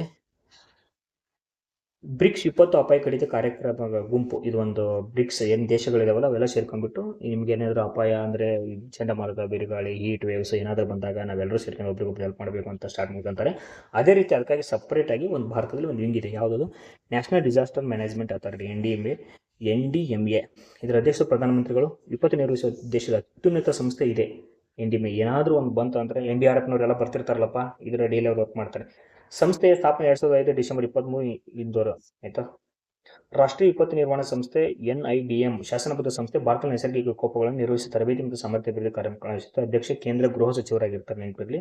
2026ರ ಬ್ರಿಕ್ಸ್ ಭಾರತದ ಶೆರ್ಪಾ ಸುಧಾಕರ್ ದಲೇಲ್, ಭಾರತದ ಬ್ರಿಕ್ಸ್ ಸೌತ್ ಶೆರ್ಪಾ ಶ್ರೀ ಶಂಬಿಲಿಂಗ್ ಅಕ್ಕಿ ಬಗ್ಗೆ ನಾನು ಹೇಳಿದೆ. ಇವರು ಶಂಬಿಲಿಂಗ್ ಅಕ್ಕಿಯವರು, ಅಕ್ಕಿಯಲ್ಲಿ ಹೆಚ್ಚಿದ ಶಂಬಿಲಿಂಗ್ ಅಕ್ಕಿಯವರು. ನೆಕ್ಸ್ಟು ಮೊದಲ ಶೆರ್ಪಾಗಳ ಸಭೆ Indian first BRICS sherpa meeting ಕೇಳ್ತಿರ್ತಾರೆ. ಬ್ರಿಕ್ಸ್ ನಮ್ಮ ಶೆರ್ಪಾಗಿ ಯಾರು ಆಯ್ಕೆ ಆಗಿದ್ರು? ಸುಂದರ್ಲಾಲ್ ದಲೇಲ. ಉಪನಾಯಕ ಅನ್ನೋದಕ್ಕಿಂತ ಸೌತ್ ಶೆರ್ಪಾ ಆಗಿ ನಮ್ಮ ಶಂಭುಲಿಂಗ ಕಿಸಾ ಭಾಗವಹಿಸಿದ್ರು. ಅನಿಲೇಷನ್ ಅಂತ ಗೊತ್ತಿದೆ ನಿಮಗೆ, ಕಲ್ಲಿದ್ದಲು ಅನಿಕರಣಕ್ಕೆ ಉತ್ತೇಜನ. ಇದನ್ನೊಂದು ಸ್ವಲ್ಪ ನೋಡ್ಕೊಳ್ಳಿ, ಇದು ಇಂಪಾರ್ಟೆಂಟ್. ಭಾರತದ ಕಲ್ಲಿದ್ದಲು ಸಚಿವಾಲಯ 2030ರ ವೇಳೆಗೆ 100 ಮಿಲಿಯನ್ ಟನ್ ಕಲ್ಲಿದ್ದಲನ್ನು ಅನಿಲೀಕರಣ, ಅಂದರೆ ಅದನ್ನ ಗ್ಯಾಸ್ ಆಗಿ ನೋಟ್ ಮಾಡ್ಬೋದು. ಅದನ್ನ ಗ್ಯಾಸು ಅಥವಾ ಬೇರೆ ಬೇರೆ ಯೂಸಬಲ್ ಫಾರ್ಮೆಟಲ್ಲಿ ಅದನ್ನ ಏನು ಬಳಸ್ತಿರ್ತಾರಲ್ಲ, ಅದಕ್ಕೆ 2030ರೊಳಗೆ 100 ಮಿಲಿಯನ್ ಟನ್ ಇದನ್ನ ಅನಿಲೀಕರಣ ಹೊಂದೈತೆ ಅಂತ. ನ್ಯಾಯಮೂರ್ತಿಗಳ ವಾಗ್ದಾನ ವಿಚಾರಣೆ ವರದಿಗೆ ಲೋಕಸಭೆ ಸಭಾಧ್ಯಕ್ಷರಿಗೆ ಸಲ್ಲಿಕೆ. ಯಶವಂತ್ ಶರ್ಮಾ ಅವರು ಏನೋ ವಾಗ್ದಾನ ನೋಟಿಸ್ ಅಂತೆ, ಅದನ್ನು ಲೋಕಸಭೆ ನಮ್ಮ ಅಧ್ಯಕ್ಷರು ಯಾರಿದ್ದಾರೆ ಅವರಿಗೆ ಸಬ್ಮಿಟ್ ಮಾಡಿದ್ದಾರೆ. ಮುಚ್ಕೊಂಡು ಬಂದ್ಬಿಟ್ಟು ಓಂ ಬಿರ್ಲಾ ಅವರು ಸಬ್ಮಿಟ್ ಮಾಡಿದರೆ ನೆಕ್ಸ್ಟ್ ಅದನ್ನು ಅವರು ಎರಡೂ ಸದನಗಳ ಮುಂದಿಡ್ತಾರೆ. ಅದನ್ನು ನೆಕ್ಸ್ಟ್ ಪ್ರೊಸೀಡಿಂಗ್ ಆಗುತ್ತೆ. ಯುಬ್ಜಿ ರಾಮ್ಜಿ ಯೋಜನೆಯ ರಾಷ್ಟ್ರದ ಲೋಗೋ ವಿನ್ಯಾಸಕ ಪುತ್ರ. ನಾನು ನಿಮ್ಗೆ ಹೇಳಿದೆ, ಈ ಏನಿದೆ ಯುಬ್ಜಿ ರಾಮ್ಜಿ ಇದೆಯಲ್ಲ, ಅದು ಒಂದು ಲೋಗೋ ಬೇಕು, ನಾವು ನಿಮಗೆ 50,000 ಕೊಡ್ತೀವಿ ಅಂತ ಲಾಸ್ಟ್ ಜೂನ್ ಮಂತಲ್ಲಿ ಅವ್ರು ಘೋಷಣೆ ಮಾಡಿದರು. ಈಗ ಇವರು ಏನು ಹುಡುಗ ಇದ್ದಾನಲ್ಲ, ಶಿವರಾಜ್ ಸಿಂಗ್ ಚೌಹಾಣ್ ಅವರಿಗೆ ಪ್ರಶಸ್ತಿ ರಾಮ್ ಪ್ರಸಾದ್ಗೆ ಇಂಪಾರ್ಟೆಂಟು 50,000 ಇದೆ. ಸಚಿವ ಗ್ರಾಮೀಣಾಭಿವೃದ್ಧಿ ಸಚಿವ ಶಿವರಾಜ್ ಸಿಂಗ್ ಚೌಹಾಣ್ ಅವರು ಅವರಿಗೆ ನೀಡ್ತಾರೆ. ನೆಕ್ಸ್ಟ್ ಕ್ಯಾನ್ಸರ್ ಔಷಧ ಪ್ಯಾಕ್ ಮೇಲೆ QR ಕೋಡ್ ಕಡ್ಡಾಯ. ಏನು ಕೇಂದ್ರದಲ್ಲಿ ತಡೆಗಟ್ಟಕ್ಕೆ ಹೆಂಗೆ ಬೇಕಂಗೆ ಕ್ಯಾನ್ಸರ್ ಔಷಧಿಯಿಂದ ಮಾರೋದನ್ನು ತಡೆಗಟ್ಟಕ್ಕೋಸ್ಕರ QR ಕೋಡ್ ಕಂಪಲ್ಸರಿ ಮಾಡಿದ್ದಾರೆ. ಉತ್ತಮ ನೀವೇನಾದರೂ ತಗೋಬೇಕಾಗಿತ್ತಪ್ಪ ಅಂದರೆ ಅದನ್ನು QR ಕೋಡ್ ಸ್ಕ್ಯಾನ್ ಮಾಡಿ ಪಕ್ಕಾಗಿದೆ ತಗೊಳ್ಳಿ. ಉತ್ತಮ ಕೆಲಸ ಸಂಸ್ಥೆಯಲ್ಲಿ ಹಿಲ್ಟನ್ ನಂಬರ್ 1 ಬೆಂಗಳೂರು ಮೂಲಕ ಸ್ಥಾನ. ಅಂದರೆ great place to work institute ಎನ್ನುವ ಸಂಸ್ಥೆ ಉದ್ಯೋಗಗಳಿಗೆ ಕೆಲಸ ಮಾಡಲು ಇಚ್ಛಿಸು, ಅಂದರೆ ನನಗೆ ಉದ್ಯೋಗಗಳೇ ಇಚ್ಛೆ ಮಾಡೋದಕ್ಕಿಂತ ಕಂಪನಿಲಿ ಅಂದರೆ ಸವಲತ್ತುಗಳನ್ನು ಅಷ್ಟು ನೀಟಾಗಿ ಕೊಡ್ತಾರೆ. ಆ ಬೇಸಿಸ್ ಮೇಲೆ ತಗೊಂಡ್ರೆ ಗುರುಗ್ರಾಮದ ಹಿಲ್ಟನ್ ಮೊದಲನೇ ಸ್ಥಾನದಲ್ಲಿದೆ ಅಂತೆ. ಎರಡನೇ ಸ್ಥಾನ ಬೆಂಗಳೂರಿನ IT ಸಂಸ್ಥೆಯ ಸಿಸ್ಕೋ ಕಂಪನಿ ಕೊಡ್ತಾರಂತೆ. ಭಾರತದಲ್ಲಿ ಭೌತಿಕ ಬುದ್ಧಿಮತ್ತೆ ಫಿಸಿಕಲ್ ಪರೀಕ್ಷಿಸಲು ಒಪ್ಪಂದ. ತಲೆಕರ್ಷಿ ಮಾಡ್ಕೋಬೇಡಿ. ದೀರ್ಘಾವಧಿ ಆಡಳಿತ ನಡೆಸಿದ ಚುನಾಯಿತ ಪ್ರಧಾನಿ ನರೇಂದ್ರ ಮೋದಿ ಸಂಪುಟ ಸಭೆಯಲ್ಲಿ ಗೌರವ. ಎಲ್ಲರೂ ಚುಪಾಯಿ ಕೊಡ್ಸಿದಂತೆ, ಎಲ್ರಿಗೂ ಇದು ಖುಷಿಯ ವಿಚಾರ. ಪ್ರಧಾನಿ ನರೇಂದ್ರ ಮೋದಿ ಭಾರತದ ಮೊದಲ ಚುನಾಯಿತ ಪ್ರಧಾನಿ ಜವಾಹರಲಾಲ್ ನೆಹರು ಅವರು 4,392 ದಿನಗಳ ಸತತ ಅಧಿಕಾರ ಅವಧಿಯ ದಾಖಲೆಯನ್ನು ಮುರಿದಿದ್ದು 4,399. ಸೊ ಪ್ರಧಾನಿ ನರೇಂದ್ರ ಮೋದಿ ಏನೇನು ಮಾಡಿದ್ದಾರೆ ಅಂದರೆ ಸಾಧನೆನ 81 ಕೋಟಿ ಜನರಿಗೆ ಉಚಿತ ಅಕ್ಕಿ, ಬಡತನ 50 ಕೋಟಿ ಜನಧನ ಖಾತೆಗಳು, ಎಲ್ಲ ಇಂಪಾರ್ಟೆಂಟ್ ಒಂದ್ಸಲ ನೋಡ್ಕೊಂಬಿಡಿ. ನೆಕ್ಸ್ಟು ರಾಷ್ಟ್ರೀಯ ಗ್ರಾಮೀಣ ವಿಕಾಸ ಸಮ್ಮೇಳನ. ರಾಷ್ಟ್ರೀಯ ಗ್ರಾಮೀಣ ಶಿವರಾಜ್ ಸಿಂಗ್ ಚೌಹಾಣ್ ಇದಾರಲ್ಲ, ಅವರು ಗ್ರಾಮೀಣಾಭಿವೃದ್ಧಿ ಸಚಿವರು, ಅವರು chair to national rural development conference ಆಗುತ್ತಂತೆ, ನವದೆಹಲಿಯಲ್ಲಿ ಆಗುತ್ತೆ. ಇನ್ನು ಸ್ವಲ್ಪ ನೋಡ್ಕೊಳ್ಳಿ. ವಿಶ್ವದಲ್ಲಿ ಹಡಗು ಮರು ಬಳಕೆಯಲ್ಲಿ ಭಾರತದ ಅಗ್ರಸ್ಥಾನ ಪಡೆದ ರಾಷ್ಟ್ರ. ಹಡಗು ಮರು ಬಳಕೆ ಅಂದರೆ ಏನು ಸಿಂಪಲ್ ಇಲ್ಲ, ಓಲ್ಡ್ ಏನು ಹಡಗು ಇರ್ತಾವಲ್ಲ ಅವನ್ನ ಅದರಲ್ಲಿ ಕೆಲವೊಂದು ಸ್ಪೇರ್ ಪಾರ್ಟ್ಸ್ನ ಯೂಸ್ ಮಾಡ್ಕೊಂಡು ಹೊಸ ಹಡಗು ತಯಾರು ಮಾಡೋದು. ಅದರಲ್ಲಿ ಜಾಗತಿಕ ಹಡಗು ಮರು ಬಳಕೆಯಲ್ಲಿ ಭಾರತದ ಪಾಲು 2024ರಲ್ಲಿ 30 ಇತ್ತಂತೆ, ಇವಾಗ 35ಕ್ಕೆ ಏರಿಕೆ ಆಗಿದೆ ಅಂತೆ. ಇದು ಗುಜರಾತಲ್ಲಿ ಒಂದು ಅಲಗ್, ಇದನ್ನು ಕೇಳಿದ್ದ ಅಲಗ್ ಬಂದವರು ಎಲ್ಲಿ ಬರುತ್ತೆ ಅಂತ, ಒಂದ್ಸರಿ ಗುಜರಾತಲ್ಲಿ ಬರುತ್ತೆ. ದೇಶದ ಮರುಬಳಕೆ ಸಾಮರ್ಥ್ಯ ಬೆನ್ನೆಲುಬಾಗಿ ಇಂಧನ ಇದು ವಿಶ್ವ ಅತಿ ದೊಡ್ಡ ಹಡಗು ಮರುಬಳಕೆ ಕೇಂದ್ರ ಕೂಡ ಆಗಿದೆ. ಇವರು ಹಡಗು ಮರುಬಳಕೆಯನ್ನು ಮಾಡ್ಕೋಬೇಕು, ಅದನ್ನು ಸುಮ್ಮನೆ ಕಾಸ್ಟ್ಲಿ ಅದು, ಅದನ್ನು ಬಿಸಾಕಬಾರ್ದು ಅಂತ ಹೇಳ್ಬಿಟ್ಟು ಕೆಲವೊಂದು ಕಾಯ್ದೆ ತಗೊಂಡ್ಬರ್ತಾರೆ ಕೇಂದ್ರ. ಹಡಗು ಮರುಬಳಕೆ ಕಾಯ್ದೆ 2019, ಹಡಗು ಮರುಬಳಕೆ ನಿಯಮಗಳು 2021, ಹಡಗು ಮರುಬಳಕೆ ನಿಯಮಗಳು 2022, ಇಷ್ಟೆಲ್ಲನೂ ತಗೊಂಡ್ಬರ್ತಾರೆ. ನೆಕ್ಸ್ಟ್ ಬಂದ್ಬಿಟ್ಟು ಆಮೇಲೆ ಒಂದು ಯೋಜನೆ ಕೂಡ ಕ್ರೆಡಿಟ್ ಯೋಜನೆ ಅಂತ ಜಾರಿಗೆ ತಗೊಂಡ್ಬರ್ತಾರೆ. ಹಡಗು ಮರುಬಳಕೆ ಅಂದರೆ ಏನು? ವಿಲೇವಾರಿಗಾಗಿ ಹಡಗಿನ ರಚನೆ ಮತ್ತು ಕಿತ್ತು ಹಾಕುವ ಪ್ರಕ್ರಿಯೆ, ಗೇರ್ ಮತ್ತು ಉಪಕರಣಗಳನ್ನು ತೆಗೆದುಹಾಕುವುದಂತ ಅದೇ ಹಳೆಯವನ್ನು ತಗೊಂಡು ಹೊಸ ಮಾಡ್ತಾರೆ, ಕೆಲವೊಂದು ಮಾಡಿಫಿಕೇಶನ್ ಮಾಡ್ತಾರೆ. ನಿರ್ಭಯ ಚೇತನ ಯೋಜನೆ ಆರಂಭ ಗ್ರಾಮೀಣಾಭಿವೃದ್ಧಿ ಸಚಿವಾಲಯ. ಪಂಚಾಯತ್ ರಾಜ್ ಸಚಿವಾಲಯ ನಿರ್ಭಯ ಚೇತನ ಯೋಜನೆ ಅಂತ ಜಾರಿಗೆ ತಗೊಂಡ್ಬರ್ತದೆ. ಇದೇನು ಉದ್ದೇಶ ಏನಿಲ್ಲ, ಮಹಿಳೆ ಸುರಕ್ಷತೆ, ಲಿಂಗ ಸಮಾನತೆ, ಘನತೆ ಮತ್ತು ನಾಯಕತ್ವದ ಕಡೆಗೆ ಪುರುಷ ಚುನಾಯಿತ ಪ್ರತಿನಿಧಿಗಳನ್ನು ಸಂವೇದನಶೀಲರನ್ನಾಗಿ ಮಾಡುವ ರಾಷ್ಟ್ರೀಯ ಉಪಕ್ರಮ ಅಂತ ನೋಡಿ. ಮಹಿಳೆಯರಿಗೆ ಹೆಂಗೆ ಗೌರವ ಕೊಡಬೇಕು, ನೀವು ಅದೊಂದು ಸಮಾನತೆ ಹೆಂಗೆ ಇರಬೇಕು, ಅವರ ಘನತೆಯನ್ನು ಹೆಂಗೆ ಕಾಪಾಡಬೇಕು ಅನ್ನೋದೊಂದು ಪುರುಷ ಪ್ರಧಾನತೆ ಏನಿರ್ತಾರೆ. ಈಗ ಗ್ರಾಮ ಪಂಚಾಯತಿಗಳಲ್ಲಿ ಗಂಡ ಹೆಂಡತಿ ಆಯ್ಕೆ ಆದರೂ ಕೂಡ ಗಂಡ ಚಲಾವಣೆ ಮಾಡ್ತಾರೆ ಅಧಿಕಾರನ, ಅವೆಲ್ಲ ತಡೆಗಟ್ಟಕ್ಕೋಸ್ಕರ ಇದೊಂದು ಕಾರ್ಯಕ್ರಮನ ಜಾರಿಗೆ ತಗೊಂಡ್ಬರ್ತಾರೆ. ಇದನ್ನೊಂದು ಸ್ವಲ್ಪ ನೋಡ್ಕೊಳ್ಳಿ, ಇಂಪಾರ್ಟೆಂಟ್ ಇದೆ. ನಿಮಗೆ ಗೊತ್ತಿದೆ ನಿರ್ಭಯ ನಿಧಿ ಪ್ರಕರಣ ಅಂತ, ನಮ್ಮ ಬೆಂಗಳೂರು ಸೇಫ್ ಸಿಟಿ ಪ್ರಾಜೆಕ್ಟ್ ಕೂಡ ಈ ನಿರ್ಭಯ ನಿಧಿ ಪ್ರಾಜೆಕ್ಟ್ ಅಡಿಯಲ್ಲಿ ನಡೀತಾ ಇರೋದು. 2017-12ರಲ್ಲಿ ದೆಹಲಿ ಬಸ್ಸಲ್ಲಿ ಸಾಮೂಹಿಕ ಅತ್ಯಾಚಾರ ಆಗುತ್ತೆ. ಅವಾಗಿಂದ 2013 ಕೇಂದ್ರ ಬಜೆಟ್ನಲ್ಲಿ ಭಾರತ ಸರ್ಕಾರದಿಂದ ಮೀಸಲು ಹಣನ ಎತ್ತಿಟ್ಬಿಟ್ಟಿರ್ತಾರೆ ಇದು ಉದ್ದೇಶಕ್ಕಾಗಿ. ಅದನ್ನು ಏನು Nirbhaya fund only for women safety purpose use ಮಾಡ್ತಾರೆ. ಅರ್ಥ ಆಯ್ತಾ? ನೆಕ್ಸ್ಟು HIV ಲಸಿಕೆನ ರಾಷ್ಟ್ರೀಯ ನೌಕಾನೆಲೆ ಕಾರ್ಯಕ್ರಮ ಸೇರ್ಪಡೆ ಸಿದ್ಧತೆ. ಅಂದರೆ HPV ಲಸಿಕೆ, ಈ ಏನಿದು ರಾಷ್ಟ್ರೀಯ ರೋಗ ನಿರೋಧಕ ಕಾರ್ಯಕ್ರಮ ಅಂದರೆ ಏನು ಯಾವ ರೋಗಗಳನ್ನು ನಾವು ಹೊಡೆದೋಡಿಸ್ಬೋದು, ಅಂದ್ರೆ ಕಂಪ್ಲೀಟ್ ಆಗಿ ಅವನ್ನ ಸ್ಕ್ರಾಶ್ ಮಾಡ್ಬೋದು ಅಂತ ರೋಗಗಳನ್ನು ಒಂದು ವ್ಯವಸ್ಥೆಯಲ್ಲಿ, ಒಂದು ರೋಗ ನಿರೋಧಕ ವ್ಯವಸ್ಥೆ ಅಡಿಯಲ್ಲಿ ತಗೊಂಡ್ಬಂದು ಉಚಿತವಾಗಿ ಲಸಿಕೆಗಳನ್ನು ಕೊಡ್ತಾರೆ. ಉಚಿತವಾಗಿ ಲಸಿಕೆಗಳನ್ನು ಕೊಟ್ರೆ ಯಾವ ಟೈಮ್ ಅಂತ ಜನರು ತಗೊಂತಾರೆ, ರೋಗನ ಹೊಡೆದೋಡಿಸ್ತಾರೆ. ಸಿಂಪಲ್ ರೋಗ ನಿರೋಧಕ ಕಾರ್ಯಕ್ರಮ ನಿಮ್ಗೆ ಅರ್ಥ ಆಯ್ತು. ಇದನ್ನೇ ಇದೆ ನೋಡಿ. ಅದನ್ನ ಯಾವತ್ತು ತಗೊಂಡ್ಬರ್ತಾರೆ, 1978ರಲ್ಲಿ ಜಾರಿಗೆ ತಗೊಂಡ್ಬರ್ತಾರೆ. ಇದನ್ನ ಯಾವ 1985ರಲ್ಲಿ ಅದನ್ನ ರೋಗ ಮರುನಾಮಕರಣ ಮಾಡ್ತಾರೆ. ಇದು ಇಷ್ಟೇ. ಸೊ ಕ್ವಶನ್ ಅದಲ್ಲ, ವೆರಿ ಇಂಪಾರ್ಟೆಂಟ್. ರೋಗ ನಿರೋಧಕ ಕಾರ್ಯಕ್ರಮ ಅಡಿಯಲ್ಲಿ ಇದನ್ನ ಸೇರಿಸಿದ್ದಾರೆ. ಅದು HPV ಅಂದ್ರೆ ಹ್ಯೂಮನ್ ಪ್ಯಾಪಿಲೋಮಾ ವೈರಸ್. ಅಂದ್ರೆ ಹಿರಿಯ ಗರ್ಭಕಂಠ ಕ್ಯಾನ್ಸರ್ನ ಮಹಿಳೆಯರಿಗೆ ಉಂಟು ಮಾಡ್ತಿರ್ತದೆ. ಇದು ಯಾವುದೇ ಇದು ವೈರಸ್ ಕಿತ್ತೋಗಿರೋದು. ಅದಕ್ಕೋಸ್ಕರ ಅದನ್ನು ಇದರಲ್ಲೇ ಸೇರಿಸಿದ್ರೆ ಪಾಪ most of the womens are not affordable to get this one, ಏನು ಈ ಟ್ರೀಟ್ಮೆಂಟ್ನ. ಅದಕ್ಕೋಸ್ಕರ ಇದನ್ನ ರೋಗ ನಿರೋಧಕ ಕಾರ್ಯಕ್ರಮ ಅಡಿಯಲ್ಲಿ ತಗೊಂಡ್ಬಂದ್ಬಿಟ್ಟು ಅವರಿಗೆ ಫ್ರೀಯಾಗಿ ಲಸಿಕೆ ಕೊಡ್ತಾರೆ. Good initiative, you can write in your essays. ರಾಷ್ಟ್ರೀಯವಾಗಿ 12 ಲಸಿಕೆಗಳಿಂದ ತಡೆಗಟ್ಟಬಹುದಾದ ರೋಗಗಳ ವಿರುದ್ಧ ಉಚಿತ ಲಸಿಕೆ ನೀಡಲಾಗುತ್ತದೆ. ನಾವು ವರ್ಡ್ ಹೇಳಿದೆ, ತಡೆಗಟ್ಟಬಹುದಾದ. Sir HIV ತರ್ಬೋದಲ್ಲ, ತಡೆಗಟ್ಟಕ್ಕಾಗಲ್ಲ. ಅದಕ್ಕೋಸ್ಕರ ಇದಕ್ಕೆ ಮಾತ್ರ ತಂದಿದ್ದಾರೆ. ಎಷ್ಟಿದೆ? 12 ರೋಗಗಳನ್ನು ಒನ್ ಟೈಮ್ ನೋಡ್ಕೊಳ್ಳಿ, ಎಕ್ಸಾಮ್ ಕೇಳ್ತಾರೆ. ಯೋಜನೆಯಲ್ಲಿ ನೀಡಲಾಗುತ್ತಿರುವ ಲಸಿಕೆಗಳು 12 ರೋಗಗಳ ವಿರುದ್ಧ ರೋಗ ನಿರೋಧಕ ಶಕ್ತಿ ನೀಡ್ತಿದ್ದಾರೆ. ಆಮೇಲೆ ಯುವಿನ್ ಅಂತ ಒಂದು ಪೋರ್ಟಲ್ ಇದೆ ಅಂತೆ. ಇದರಲ್ಲಿ ಏನು ಮಾಡ್ತಾರೆ ಅಂದರೆ, ಗರ್ಭಿಣಿಯರು ಹುಟ್ಟಿನಿಂದ 17 ವರ್ಷಗಳ ಲಸಿಕೆ ಸಂಪೂರ್ಣ ದಾಖಲಾತಿ, ಯಾವ ಟೈಮಲ್ಲಿ ಏನು ಹಾಕ್ಸಿದ್ರೆ ಅದನ್ನೆಲ್ಲ ಇದರಲ್ಲಿ ದಾಖಲಾತಿ ಮಾಡಿರ್ತಾರಂತೆ. ನೋಡ್ರಿ, ಪ್ರಧಾನ ಉಚಿತ ಲಸಿಕೆ ನೀಡುವ ಯೋಜನೆಗೆ ಚಾಲನೆ. ಗರ್ಭಕಂಠ ಕ್ಯಾನ್ಸರ್ ತಡೆಗೆ ಮುಂದಾಗಿರುವ ಕೇಂದ್ರ ಸರ್ಕಾರ 9 ರಿಂದ 14 ವರ್ಷದ ಎಲ್ಲ ಹೆಣ್ಣು ಮಕ್ಕಳು ಉಚಿತವಾಗಿ ಹ್ಯೂಮನ್ ಪ್ಯಾಪಿಲೋಮಾ ವೈರಸ್ ನೀಡುವ ಅಭಿಯಾನಕ್ಕೆ 2026 ಫೆಬ್ರವರಿ 28 ರಾಜಸ್ಥಾನ ಅಜ್ಮೀರ್ ಪ್ರಧಾನಿ ನರೇಂದ್ರ ಮೋದಿ ಚಾಲನೆ ನೀಡ್ತಾರೆ. 3 ತಿಂಗಳವರೆಗೆ ದೇಶಾದ್ಯಂತ ಉಚಿತ ಲಸಿಕೆ ಅಭಿಯಾನ. ಯಾರ್ಯಾರು ಈ ಥರ ಇದ್ರೆ ನಿಮ್ಮ ಯಾರಿರ್ತಾರೆ ನೀವು ಗೈಡ್ ಮಾಡಿ ದಯವಿಟ್ಟು. ಇದು ಹ್ಯೂಮನ್ ಪ್ಯಾಪಿಲೋಮಾ ವೈರಸ್ ಬಗ್ಗೆ ಮಹಿಳೆಯರಲ್ಲಿ ಹೆಚ್ಚು ಪ್ರಚಲಿತವರು ಲೈಂಗಿಕವಾಗಿ ವೈರಸ್ನಿಂದ ಹರಡುವ ರೋಗ ಆಗಿರ್ತದೆ. ಲೈಂಗಿಕವಾಗಿ ಒಬ್ಬರಿಂದ ಒಬ್ಬರಿಗೆ ಹರಡ್ತದೆ ಅಂತ. ಗರ್ಭಕಂಠದಲ್ಲಿ ಅಸಹಜ ಕೋಶ ಬದಲಾವಣೆಗೆ ಕಾರಣವಾಗುತ್ತದೆ. ಕ್ಯಾನ್ಸರ್ ಸೆಲ್ ಅಂದರೆ ಏನಿಲ್ಲಪ್ಪ, ನಿಮ್ಮ ಜೊತೆಗೆ ನಿಮ್ಮ ಯಾವುದಾದ್ರೂ ಒಂದು ಸೆಲ್ಲಿನ ಜೊತೆ ಸೇರ್ಕೊಂಡು ಅದನ್ನು ಜಾಸ್ತಿ ಡೆವಲಪ್ಮೆಂಟ್ ಮಾಡಿಬಿಟ್ಟು ಆ ಸೆಲ್ಲನ್ನು ಒಂದು ಅನುಪಯುಕ್ತವಾಗಿ ಮಾಡಿಬಿಡುತ್ತೆ. ಆ ವರ್ಕ್ ಮಾಡಲಿದ್ದೇ ಇರುತ್ತೆ, ಮಾಡಿಬಿಡುತ್ತೆ. ಅದೇ ಕ್ಯಾನ್ಸರ್. ಕೇಂದ್ರ ಸರ್ಕಾರವು ಸ್ವಾಸ್ಥ್ಯ ನಾರಿ ಯೋಜನೆ ಭಾಗವಾಗಿ ಯೋಜನೆ ಜಾರಿಗೆ ತಗೊಂಡ್ಬರ್ತಾರೆ. ಆಮೇಲೆ ಮುಗೀತಿದ್ದು, ತಲೆ ಕೆಡಿಸ್ಕೊಂಡ್ಬಿಡಿ, ಏನೇನು ಅರ್ಥ ಹೇಳಿದೆ ನಾನು. ನೆಕ್ಸ್ಟು, ಉಮಾಂಗ್ ವೇದಿಕೆಯಲ್ಲಿ ಸೇತು ಆರಂಭ. ಸಾಮಾಜಿಕ ನ್ಯಾಯ ಮತ್ತು ಸಬಲೀಕರಣ ಸಚಿವಾಲಯ, ಇದು ಉಮಾಂಗ್ ಅಂತ ಒಂದು ವೇದಿಕೆ. ಏನಿಲ್ಲ, ಉಮಾಂಗ್ ವೇದಿಕೆಯಲ್ಲಿ ಟೋಟಲ್ ಆಗಿ ಉಮಾಂಗ್ ವೇದಿಕೆಯಲ್ಲಿ ಏನು ಮಾಡ್ತಿದ್ದಾರೆ ಅಂದರೆ, ನವಯುಗದ ಆಡಳಿತಕ್ಕೆ ಕುರಿತ ಮೊಬೈಲ್ ಅಪ್ಲಿಕೇಶನ್. ಅಂದರೆ ಸರ್ಕಾರ ಸೇವಾ ವಿತರಣೆ ಎಲ್ಲ ಸರ್ಕಾರದ ಯೋಜನೆಗಳು ಉಮಾಂಗಲ್ಲಿ ಅವೈಲೇಬಲ್ ಇರುತ್ತೆ. ಡೀಟೇಲ್ಸ್, ಎಕ್ಸಾಂಪಲ್ ಆಧಾರ್ ಯೋಜನೆ, ಏನೇನು ಯೋಜನೆಗಳ ತಂತಾರೆ ಎಲ್ಲ ಅವೈಲೇಬಲ್ ಇರುತ್ತೆ ಉಮಾಂಗ್ ವೇದಿಕೆಯಲ್ಲಿ. ಅದರಲ್ಲಿ ಇದನ್ನು ಸೇತು ಅನ್ನೋದನ್ನು ಸೇರಿಸಿದ್ದಾರೆ. ಸೇತು ವಿಸ್ತೃತ ರೂಪ, ಸಾಮಾಜಿಕ ಸೇತುವನ್ನು ಸೇರಿಸಿದರೆ ಇದೇನಪ್ಪ ಅಂದರೆ, SETU scholarship for educational transformation upliftment. ಪ್ರವೇಶವನ್ನು ಸುಧಾರಿಸುತ್ತದೆ, ವಿದ್ಯಾರ್ಥಿಗಳ ಪ್ರಕ್ರಿಯೆ ಸುಗಮಗೊಳಿಸುತ್ತದೆ, ಡಿಜಿಟಲ್ ಆಡಳಿತ ಬಲಪಡಿಸಿ ವಿದ್ಯಾರ್ಥಿಗಳ ಪ್ರಯೋಜನಗಳ ಪರಿಣಾಮಕಾರಿ ವಿವರಣೆಯನ್ನು ಇದು ಮಾಡಿಕೊಡ್ತೈತೆ ಉಮಾಂಗ್. ನವಯುಗ ಆಡಳಿತಕ್ಕೆ ಈ ಕುರಿತು mobile application, unified mobile application for new age governance Umang ಅಂತ. ಇದು ಉದ್ದೇಶ ಅಭಿವೃದ್ಧಿಪಡಿಸಿದವರು ಎಲೆಕ್ಟ್ರಾನಿಕ್ ಮಾಹಿತಿ ತಂತ್ರಜ್ಞಾನ ರಾಷ್ಟ್ರೀಯ ಆಡಳಿತ ವಿಭಾಗ. ಅಂದರೆ ಎಲ್ಲ ಇದನ್ನ ಏನಾದರೂ ಉಮಾಂಗನ ಈ ಸೇತುನ ಉಮಾಂಗ್ ಅಡಿಯಲ್ಲಿ ಸೇರಿಸಿದ್ರೆ ಯಾವ ಹುಡುಗರು ಅದನ್ನ ಸರ್ಚ್ ಮಾಡ್ಕೋಬಹುದು. ಅಲ್ಲಿ ಅದರ ಸಂಬಂಧ ರಿಲೇಟೆಡ್ ಡಾಟಾ ಇರುತ್ತೆ. ಪ್ರಧಾನಮಂತ್ರಿ ಸುರಕ್ಷಿತ ಮಾತೃತ್ವ ಅಭಿಯಾನ ಆರೈಕೆ ದೇಶದ ಆಚರಣೆ.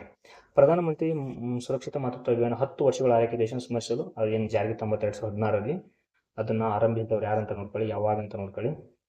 ಏನಿದ್ರು ಉದ್ದೇಶ, ಪ್ರತಿ ತಿಂಗಳ 9ನೇ ತಾರೀಕಿನಂದು ಗೊತ್ತುಪಡಿಸಿ ಸರ್ಕಾರಿ ಆರೋಗ್ಯ ಸೌಲಭ್ಯಗಳು ಗರ್ಭಿಣಿಯರಿಗೆ, ವಿಶೇಷವಾಗಿ 2 ಮತ್ತು 3ನೇ ಅಂದರೆ 2 ತಿಂಗಳು 3 ತಿಂಗಳಾಗಿರೋರಿಗೆ ಉಚಿತ ಸಮಗ್ರ ಪ್ರಸವ ಪೂರೈಕೆ ಆರೈಕೆಯನ್ನು ಒದಗಿಸುವ ಪ್ರಮುಖ ಉಪಕ್ರಮ ಇದು.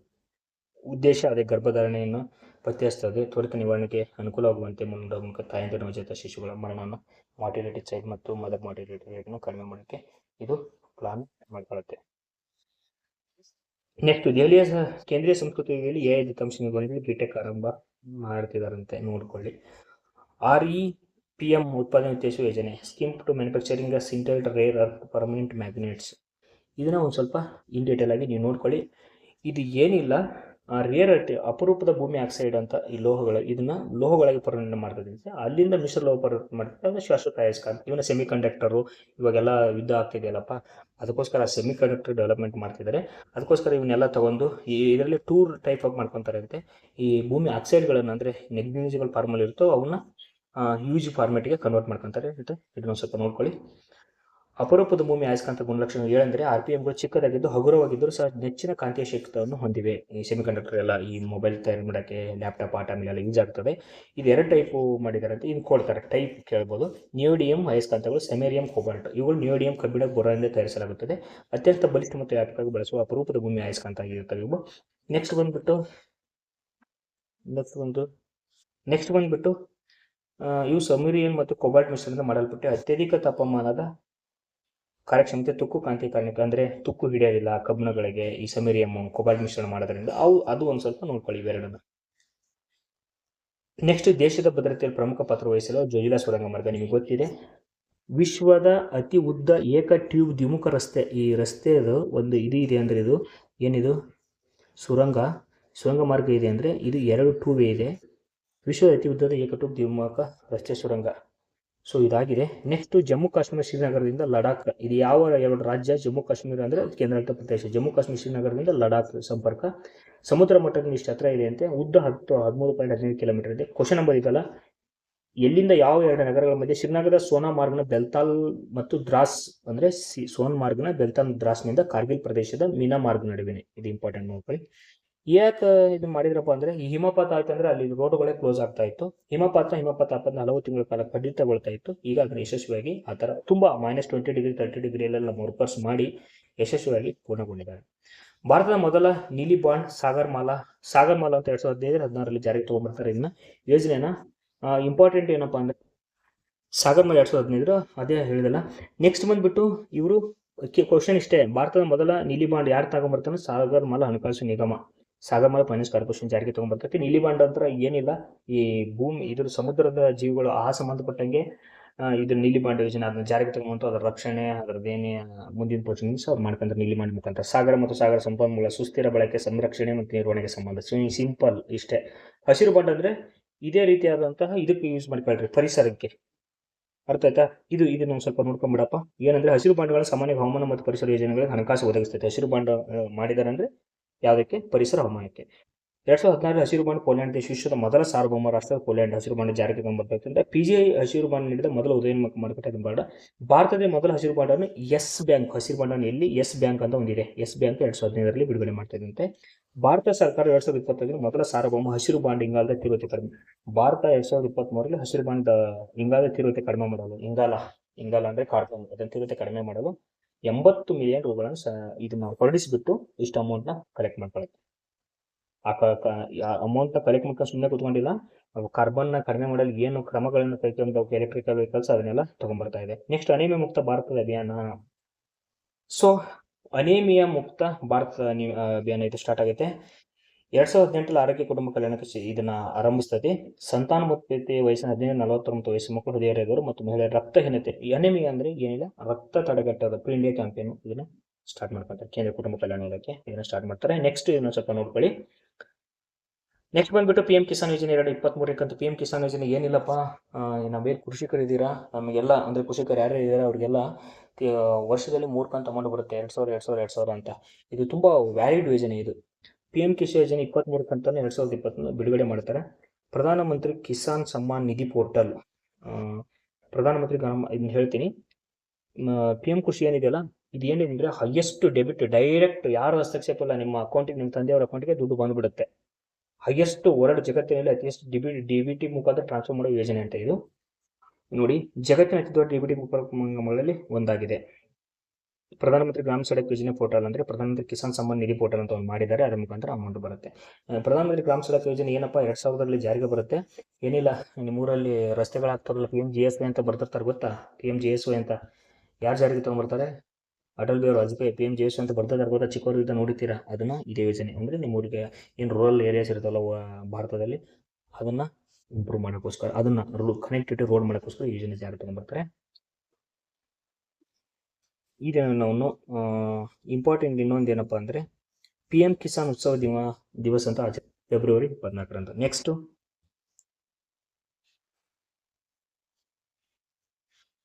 ನೆಕ್ಸ್ಟ್ ಬಂದ್ಬಿಟ್ಟು ಆಫ್ಶೋರ್ ಏರ್ಪೋರ್ಟ್ ಸಾಮಾನ್ಯ ಕೃತಕ ದೀಪದ ಮೇಲೆ ನಿರ್ಮಿಸಲಾಗುತ್ತದೆ. ಈ ಹಿನ್ನೆಲೆ ಮುಂಬೈ ದೇಶದ ಮೊದಲ ಕಡಲ ಏರ್ಪೋರ್ಟ್ ಅನ್ನು ನಿರ್ಮಿಸಲು ಉದ್ದೇಶಿಸಲಾಗಿದೆ. ಮಾಡಿ ಅವರು ನೋಡಂತ. ನೆಕ್ಸ್ಟ್ ಬಂದ್ಬಿಟ್ಟು ಅಪಘಾತ ಆರೈಕೆ ಹಕ್ಕು ಸಂವಿಧಾನ 2021ನೇ ವಿಧಿಯಡಿಯಲ್ಲಿ ಏನಿದು ಅಪಘಾತ ಆರೈಕೆ ಹಕ್ಕೇನಿದೆಯಲ್ಲ 21 ಬದುಕುವ ಜೀವಿಸುವ ಹಕ್ಕು ಅಂತ ಐತೆ, ಅದರಡಿಯಲ್ಲಿ ಸುಪ್ರೀಂ ಕೋರ್ಟ್ ಅದೊಂದು ಅವಿಭಾಜ್ಯ ಅಂಗ ಅದು ಎಲ್ಲರೂ ಕರ್ತವ್ಯ ಅಂತ ಅದು ಹೇಳುತ್ತೆ ಈ ಕೇಸಲ್ಲಿ. ಸೊ ಇಂಪಾರ್ಟೆಂಟ್ ಏನಂತ ಹೇಳುತ್ತೆ, ಈಗ ನಿಮಗೆಲ್ಲ ಗೊತ್ತಿದೆ 112 ದೇಶಾದ್ಯಂತ ಒಂದೇ ನಂಬರ್ ಆಗಿದೆ ಅದು ಪೊಲೀಸ್ ಹೆಲ್ಪ್ಲೈನ್. ಇವಾಗ 100 ಇದೇನು ಆಂಬುಲೆನ್ಸ್ಗೆ ಡಿಫ್ರೆಂಟ್ ಇದೆಯಲ್ಲ, ಅದನ್ನು 112ಕ್ಕೆ ಯೋಜನೆ ಮಾಡಿ ನೀವು ರಾಷ್ಟ್ರೀಯ ತುರ್ತು ಪರಿಸ್ಥಿತಿ ಅದನ್ನು ಮಾಡಿ ಅಂತ ಸುಪ್ರೀಂ ಕೋರ್ಟ್ ಗೈಡ್ಲೈನ್ಸ್ ಕೊಟ್ಟಿದೆ. ಮತಾಂತರಿಗಳು ಮೀಸಲಾತಿಗೆ ಅರ್ಹರಲ್ಲ ಮದ್ರಾಸ್ ಹೈಕೋರ್ಟ್ ಹೇಳ್ತದಂತೆ. ಏನಾದರೂ ನೀವು ಮುಸ್ಲಿಮ್ಸ್ ಆಗಿದ್ದು ಹಿಂದೂಗಳಿಗೆ ಕನ್ವರ್ಟ್ ಮಾಡ್ಕೊಂಡು ಇಲ್ಲ ನಾನು OBC ಯಲ್ಲಿ ಇದ್ದೆ ಅಂತ ಹೇಳಿದರೆ ಮೀಸಲಾತಿ ಕೊಡಲ್ಲ ಅಂತ. ನೋಡಿ, ಮೊದಲ ಮುನ್ಸಿಪಲ್ ಗ್ರೀನ್ ಬಾಂಡ್ ಬಿಡುಗಡೆ ಮಾಡಿದ ಮುನ್ಸಿಪಲ್ ಕಾರ್ಪೊರೇಷನ್ ಉತ್ತರ ಪ್ರದೇಶದ ಗಾಜಿಯಾಬಾದ್ ಅಂತ. ಇದು ನೋಡ್ಕೊಳ್ಳಿ. 2030 ಒಳಗೆ HIV ಕೊನೆಗೊಳಿಸುವ ವಿಶ್ವಸಂಸ್ಥೆ ಘೋಷಣೆ. 2030 ನಾವು HIV ತಡೆಗಟ್ಟಬೇಕು, ಕೊನೆಗೊಳಿಸ್ಬೇಕಂತ ಹೆಚ್ಚಾಗಿ ಕ್ವಶನ್ ನಂಬರ್ ಕೇಳ್ತಾರೆ. HIV ವಿಶ್ವಸಂಸ್ಥೆ ಯಾವಾಗ ಹೊಡೆದೋಡಿಸಬೇಕು ತಡೆಗಟ್ಟಬೇಕಂತ ಕೇಳಿದ್ರೆ 2030. ನೆಕ್ಸ್ಟ್ ಬಂದ್ಬಿಟ್ಟು ಮನೋವಿಜ್ಞಾನ thriller The Women in the Window. ನೆನ್ಪಿಟ್ಕೊಳ್ಳಿ, ಸೈಕಾಲಜಿಕಲ್ ಥ್ರಿಲ್ಲರ್ ಯಾವುದು ಅಂತ ಅಷ್ಟೇ. ಪಾಕಿಸ್ತಾನ ಬಾಂಗ್ಲಾ ಗಡಿಯಲ್ಲಿ ಸ್ಮಾರ್ಟ್ ಬಾರ್ಡರ್ ಮಾದರಿಯಲ್ಲಿ ಒಂದು ಈ ಥರ ಪಾಕಿಸ್ತಾನ 6000 ಗಡಿ ಏನಿದೆಯಲ್ಲ ಬಾಂಗ್ಲಾ ಭಾರತ ಮತ್ತು ಪಾಕಿಸ್ತಾನದ ಮಧ್ಯೆ, ಅಲ್ಲಿ ಸ್ಮಾರ್ಟ್ ಗಡಿ, ಇಲ್ಲಿ ಮಾನವ ಸಾಗಾಣಿಕೆ, ಕಳ್ಳ ಸಾಗಾಣಿಕೆ, ಜಾನುವಾರು ಕಳ್ಳ ಸಾಗಾಣಿಕೆ ತಡೆಗಟ್ಟಕ್ಕೆ ಸ್ಮಾರ್ಟ್ ಫೆನ್ಸಿಂಗನ್ನು ಸ್ಟಾರ್ಟ್ ಮಾಡ್ತಾ ಇದ್ದಾರೆ. ನೆಕ್ಸ್ಟ್ ನೂತನ ಅಭಿವೃದ್ಧಿ ಬ್ಯಾಂಕು ನಿಮಗೆಲ್ಲ ಗೊತ್ತಿದೆ, NDB ನ್ಯಾಷನಲ್ ಡೆವಲಪ್ಮೆಂಟ್ ಬ್ಯಾಂಕ್ ಅಂತ. ನ್ಯಾಷನಲ್ ಡೆವಲಪ್ಮೆಂಟ್ ಬ್ಯಾಂಕ್ ಬಂದ್ಬಿಟ್ಟು 2014 6ನೇ ಬ್ರಿಕ್ಸ್ ಶೃಂಗಸಭೆಯಲ್ಲಿ ಬ್ರೆಜಿಲ್ನ ಪೋರ್ಟಲ್ಲಿ ಸ್ಥಾಪನೆ ಮಾಡಲು ಒಪ್ಪಿಗೆ ಕೊಡ್ತಾರೆ. 2015ಕ್ಕೆ ಇದು ಕಾರ್ಯರೂಪಕ್ಕೆ ಬರ್ತದೆ. ಕೇಂದ್ರ ಕಚೇರಿ ಎಲ್ಲಿದೆ ಅಂದರೆ ಚೀನಾದ ಶಾಂಘೈಲಿದೆ. ಪ್ರಸ್ತುತ ಅಧ್ಯಕ್ಷರು ದಿಲ್ಮಾ ರೌಸೆಪ್ ಇದ್ದಾರೆ. ಇವಾಗ ಏನಿದೆ NDB ನೆನಪಿಗಳು very important. NDB national development bank ಅಂತ. NDB ಬ್ಯಾಂಕಿನ ಮೊದಲ ಅಧ್ಯಕ್ಷ 2015 ಸ್ಟಾರ್ಟ್ ಆಗುತ್ತಲ್ಲ, ಅವಾಗಿಂದ ಯಾರಿದ್ದಾರೆ ಅಂದರೆ KV ಕಾಮತ್ ಇದ್ರು 2020ವರೆಗೆ. ಇವಾಗ ಇವರಿದ್ದಾರೆ.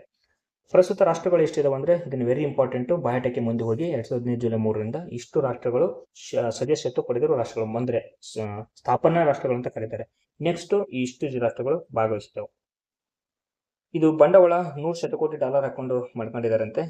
ಇದು ಕೇಳ್ತಾನೆ, ಆಯ್ತಾ, ನಿಮ್ಗೆಲ್ಲ ಅರ್ಥ ಆಯ್ತು. ನೆಕ್ಸ್ಟ್ ಈ ಏನಿದೆಯಲ್ಲ ನ್ಯಾಷನಲ್ ಡೆವಲಪ್ಮೆಂಟ್ ಬ್ಯಾಂಕು ವಿಶ್ವ ಜನಸಂಖ್ಯೆ ದೇಶಗಳು 42% ವಿಶ್ವ ಜನಸಂಖ್ಯೆ ಇದರಲ್ಲಿ ಇದಾರಂತೆ. ಆಮೇಲೆ ವಿಸ್ತೀರ್ಣದಲ್ಲಿ 27%, GDPಯಲ್ಲಿ 27%. ಈ ರಾಷ್ಟ್ರಗಳದ್ದು ಅದು ಎಲ್ಲ ರಾಷ್ಟ್ರಗಳ ಸೇರಿಸಿದ್ರೆ ಇಷ್ಟು ಜನಸಂಖ್ಯೆ ಆಗುತ್ತೆ. ಎಲ್ಲ ರಾಷ್ಟ್ರಗಳ ವಿಸ್ತೀರ್ಣ ಸೇರಿಸಿದ್ರೆ 27 ಆಗುತ್ತೆ. ಎಲ್ಲ ರಾಷ್ಟ್ರಗಳ GDP ಸೇರಿಸಿದ್ರೆ 20% ಆಗುತ್ತೆ. ಅರ್ಥ ಆಯ್ತು ಅನ್ಕೊಂತೀವಿ.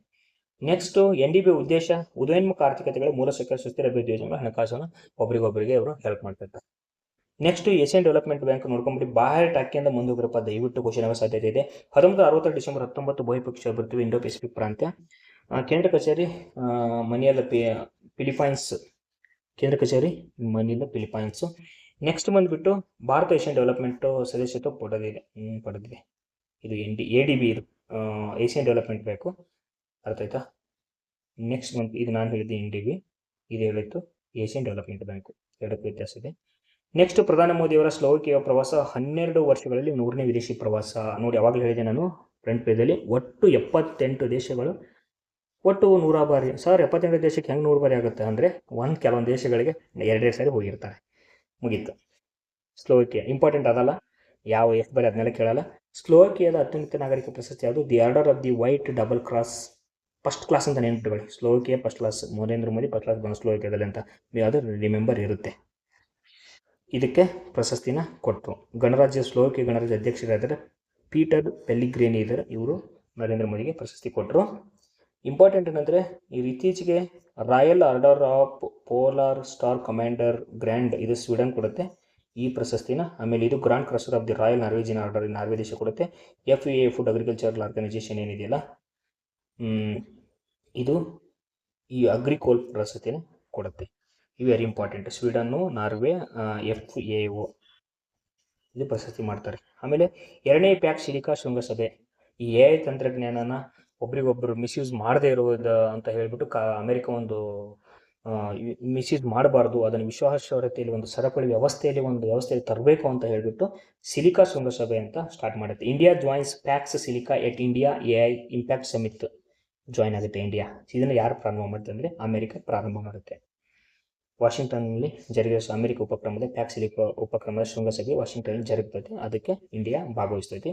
ಇದು ನೋಡಿ ಕ್ವಶನ್, ಅಮೆರಿಕ ನೇತೃತ್ವದ ಅಂತಾರಾಷ್ಟ್ರೀಯ ಉತ್ತೇಜನ ಕೃತಕ ಬುದ್ಧಿಮತ್ತೆಗೆ ಸಂಬಂಧಿಸಿದ್ದು ನೆನಪಿಡಿ. 2025 ಡಿಸೆಂಬರ್ 12ರಂದು ವಾಷಿಂಗ್ಟನ್ನಲ್ಲಿ ಇದು ಸ್ಟಾರ್ಟ್ ಆಗುತ್ತೆ. ಯಾವ್ಯಾವ ದೇಶಗಳದು ಅಂತ ನೋಡ್ಕೊಳ್ಳಿ. ಭಾರತಕ್ಕೆ ಥೈಲ್ಯಾಂಡ್ ವಿಷಮುಕ್ತ ದೇಶವಲ್ಲ ಅಂತ ಅಲ್ಲಿ ಹೇಳಿದೆ ಅಂತೆ. ಥೈಲ್ಯಾಂಡ್ ಹೋಗ್ಬೇಕಾದ್ರೆ ವಿಷಮುಕ್ತ ಇದು ಏನು ವೀಸಾ ಅದೇನೋ ಕೆಲವೊಂದು ಕಂಡೀಷನ್ 6 ತಿಂಗಳವರೆಗೂ ಇರಬೇಕು, ಅದೆಲ್ಲ ನೋಡಿದ್ದಾರೆ. ಅದೊಂದು ಏನು ಇಂಪಾರ್ಟೆಂಟ್ ಅಲ್ಲ. ಫಿಲಿಪೈನ್ ದೇಶವು ಗೋಲ್ಡನ್ ರೈಸ್ ಅನ್ನು ಬೆಳೆಯಲು ಅನುಮತಿ ನೀಡಿದ ಜಗತ್ತಿನ ಮೊದಲ ದೇಶ. ಏನರಪ್ಪ ಗೋಲ್ಡನ್ ರೈಸು? ಯಾರಿಗಾರು ಗೊತ್ತಾ? ಜೆನೆಟಿಕಲಿ ಮಾಡಿಫೈಡ್ ಕ್ರಾಪು ಅಂದರೆ ಈ GMO ಮಾಡಿಫೈಡ್ ಇದರಲ್ಲಿ ಗೋಲ್ಡನ್ ರೈಸಲ್ಲಿ ಬೀಟಾ ಕ್ಯಾರೋಟಿನ್ ಅಂತ ಇರುತ್ತೆ. ಬೀಟಾ ಕ್ಯಾರೋಟಿನ್ ಇರುತ್ತೆ, ಅದು ಬಾಡಿಯಲ್ಲಿ ಸಣ್ಣ ಕರುಗಳಲ್ಲಿ ಆ ಟೈಮಲ್ಲಿ ಏನಾಗುತ್ತೆ, ಬೀಟಾ ಕ್ಯಾರೋಟಿನ್ ವಿಟಮಿನ್ ಎ ಆಗಿ ರೆಟಿನಾಲ್ ವಿಟಮಿನ್ ಎ ಆಗಿ ಕನ್ವರ್ಟ್ ಆಗುತ್ತೆ ಬಾಡಿಯಲ್ಲಿ. ಸೊ ಕಣ್ಣಿಗೆ ಗುರುಡು ಬರುತ್ತಲ್ಲ ವಿಟಮಿನ್ ಎ ಕೊರತೆ ಆದರೆ, ಅದನ್ನು ತಡೆಗಟ್ಟಾಕ ಇದನ್ನ ಗೋಲ್ಡನ್ ರೈಸ್ನ ತಿನ್ನಬಹುದು. ಸೊ ಇದನ್ನು ಕೃತಕವಾಗಿ ರೆಡಿ ಮಾಡಿದ್ದಾರೆ. ಗೋಲ್ಡನ್ ರೈಸ್ ನ್ಯಾಚುರಲ್ ಅಲ್ಲ, ಈಗ ಭತ್ತ ನ್ಯಾಚುರಲ್, ಇದು ಕೃತಕವಾಗಿ ರೆಡಿ ಮಾಡಿರ್ತಾರೆ ಗೋಲ್ಡನ್ ರೈಸ್. GM ಅಂತ ನೆನ್ಪಿಟ್ಕೊಳ್ಳಿ, ವೆರಿ ಇಂಪಾರ್ಟೆಂಟ್. ನೆಕ್ಸ್ಟ್ ಬಂದು ಪ್ರಧಾನಿ ಮೋದಿಯವರ ಸಿಶೆಲ್ಸ್ ಭೇಟಿ 19 ಒಪ್ಪಂದಗಳು. ಸಿಶೆಲ್ನವರು ಪ್ರಶಸ್ತಿ ನೀಡಿದಂತ ನೋಡಪ್ಪ ನರೇಂದ್ರ ಮೋದಿ. ಇದೆಲ್ಲ ನಮಗೆ ಖುಷಿ ವಿಚಾರ. Guardian of the Blue horizon ಪ್ರಶಸ್ತಿ ನೀಡ್ತಾರಂತೆ, ಇದನ್ನ ನೆನ್ಪಿಟ್ಕೊಳ್ಳಿ, ಇಂಪಾರ್ಟೆಂಟ್ ಅದು. ಸೊ ಇದು important, guardian of the horizon Seychelles ದೇಶ. ಇದಾಗಿತ್ತು 1 ಅವರಲ್ಲಿ ಪೇಜ್ ನಂಬರ್ 1ರಿಂದ ಇಂಪಾರ್ಟೆಂಟ್ 30ರವರೆಗೂ ನಾನು ಹೇಳಿದ್ದೀನಿ. ಸೊ ನೆಕ್ಸ್ಟ್ ಬಂದುಬಿಟ್ಟು ಇನ್ನೆರಡು ಭಾಗ ಮಾಡ್ತೀನಿ. ಇದರಲ್ಲಿ ಇಂಪಾರ್ಟೆಂಟ್ ಇರ್ತಾರೆ. ಲಾಸ್ಟ್ ಭಾಗ ಏನಿದೆ ಅದು ವೆರಿ ಇಂಪಾರ್ಟೆಂಟ್. ಇವತ್ತು ಮುಗಿಸಿದ್ರೆ ಊಟ ಟೈಮಲ್ಲಿ ಅಥವಾ ನೀವು ಎಲ್ಲಾದ್ರೂ ಟ್ರಾವೆಲ್ ಮಾಡ್ತಾ ಇದ್ದರೆ ಆ ಟೈಮಲ್ಲಿ ನೀವು ಸ್ಕಿಪ್ ಮಾಡಿದೆ 1.5 ಅಥವಾ 2x ಯಾವ್ದಾರ ಇಟ್ಕೊಂಡ್ರಪ್ಪ ಒಟ್ಟು ಕೇಳಿ. ಅದಾಂದ್ರೆ ನಾನು ಈ ಚಾನಲ್ನ ಸಬ್ಸ್ಕ್ರೈಬ್ ಮಾಡಿ ಎಲ್ಲಾನು ಮ್ಯಾಗಝಿನ್ಸ್ ನಿಮಗೆ ಮಾಡಿಕೊಡ್ತೀವಿ. ನಮಗೂ ಒಂದು ಪ್ರೇರಣೆ ಆಗುತ್ತೆ. ಕಮೆಂಟು, ಲೈಕ್, ಸಬ್ಸ್ಕ್ರೈಬ್ ಇದೆ ಎಲ್ಲರೂ ಹೇಳ್ದಂಗೆ ಹೇಳ್ತಾ ಇದ್ದೀನಿ. ಅದನ್ನು ಮಾಡಿ ನಮಗೂ ಪ್ರೇರಣೆ ಆಗುತ್ತೆ, ಜೊತೆಗೆ ನಿಮಗೂ ಕೂಡ ನೋಟಿಫಿಕೇಶನ್ಸ್ ಬರುತ್ತೆ. Thank you one and all.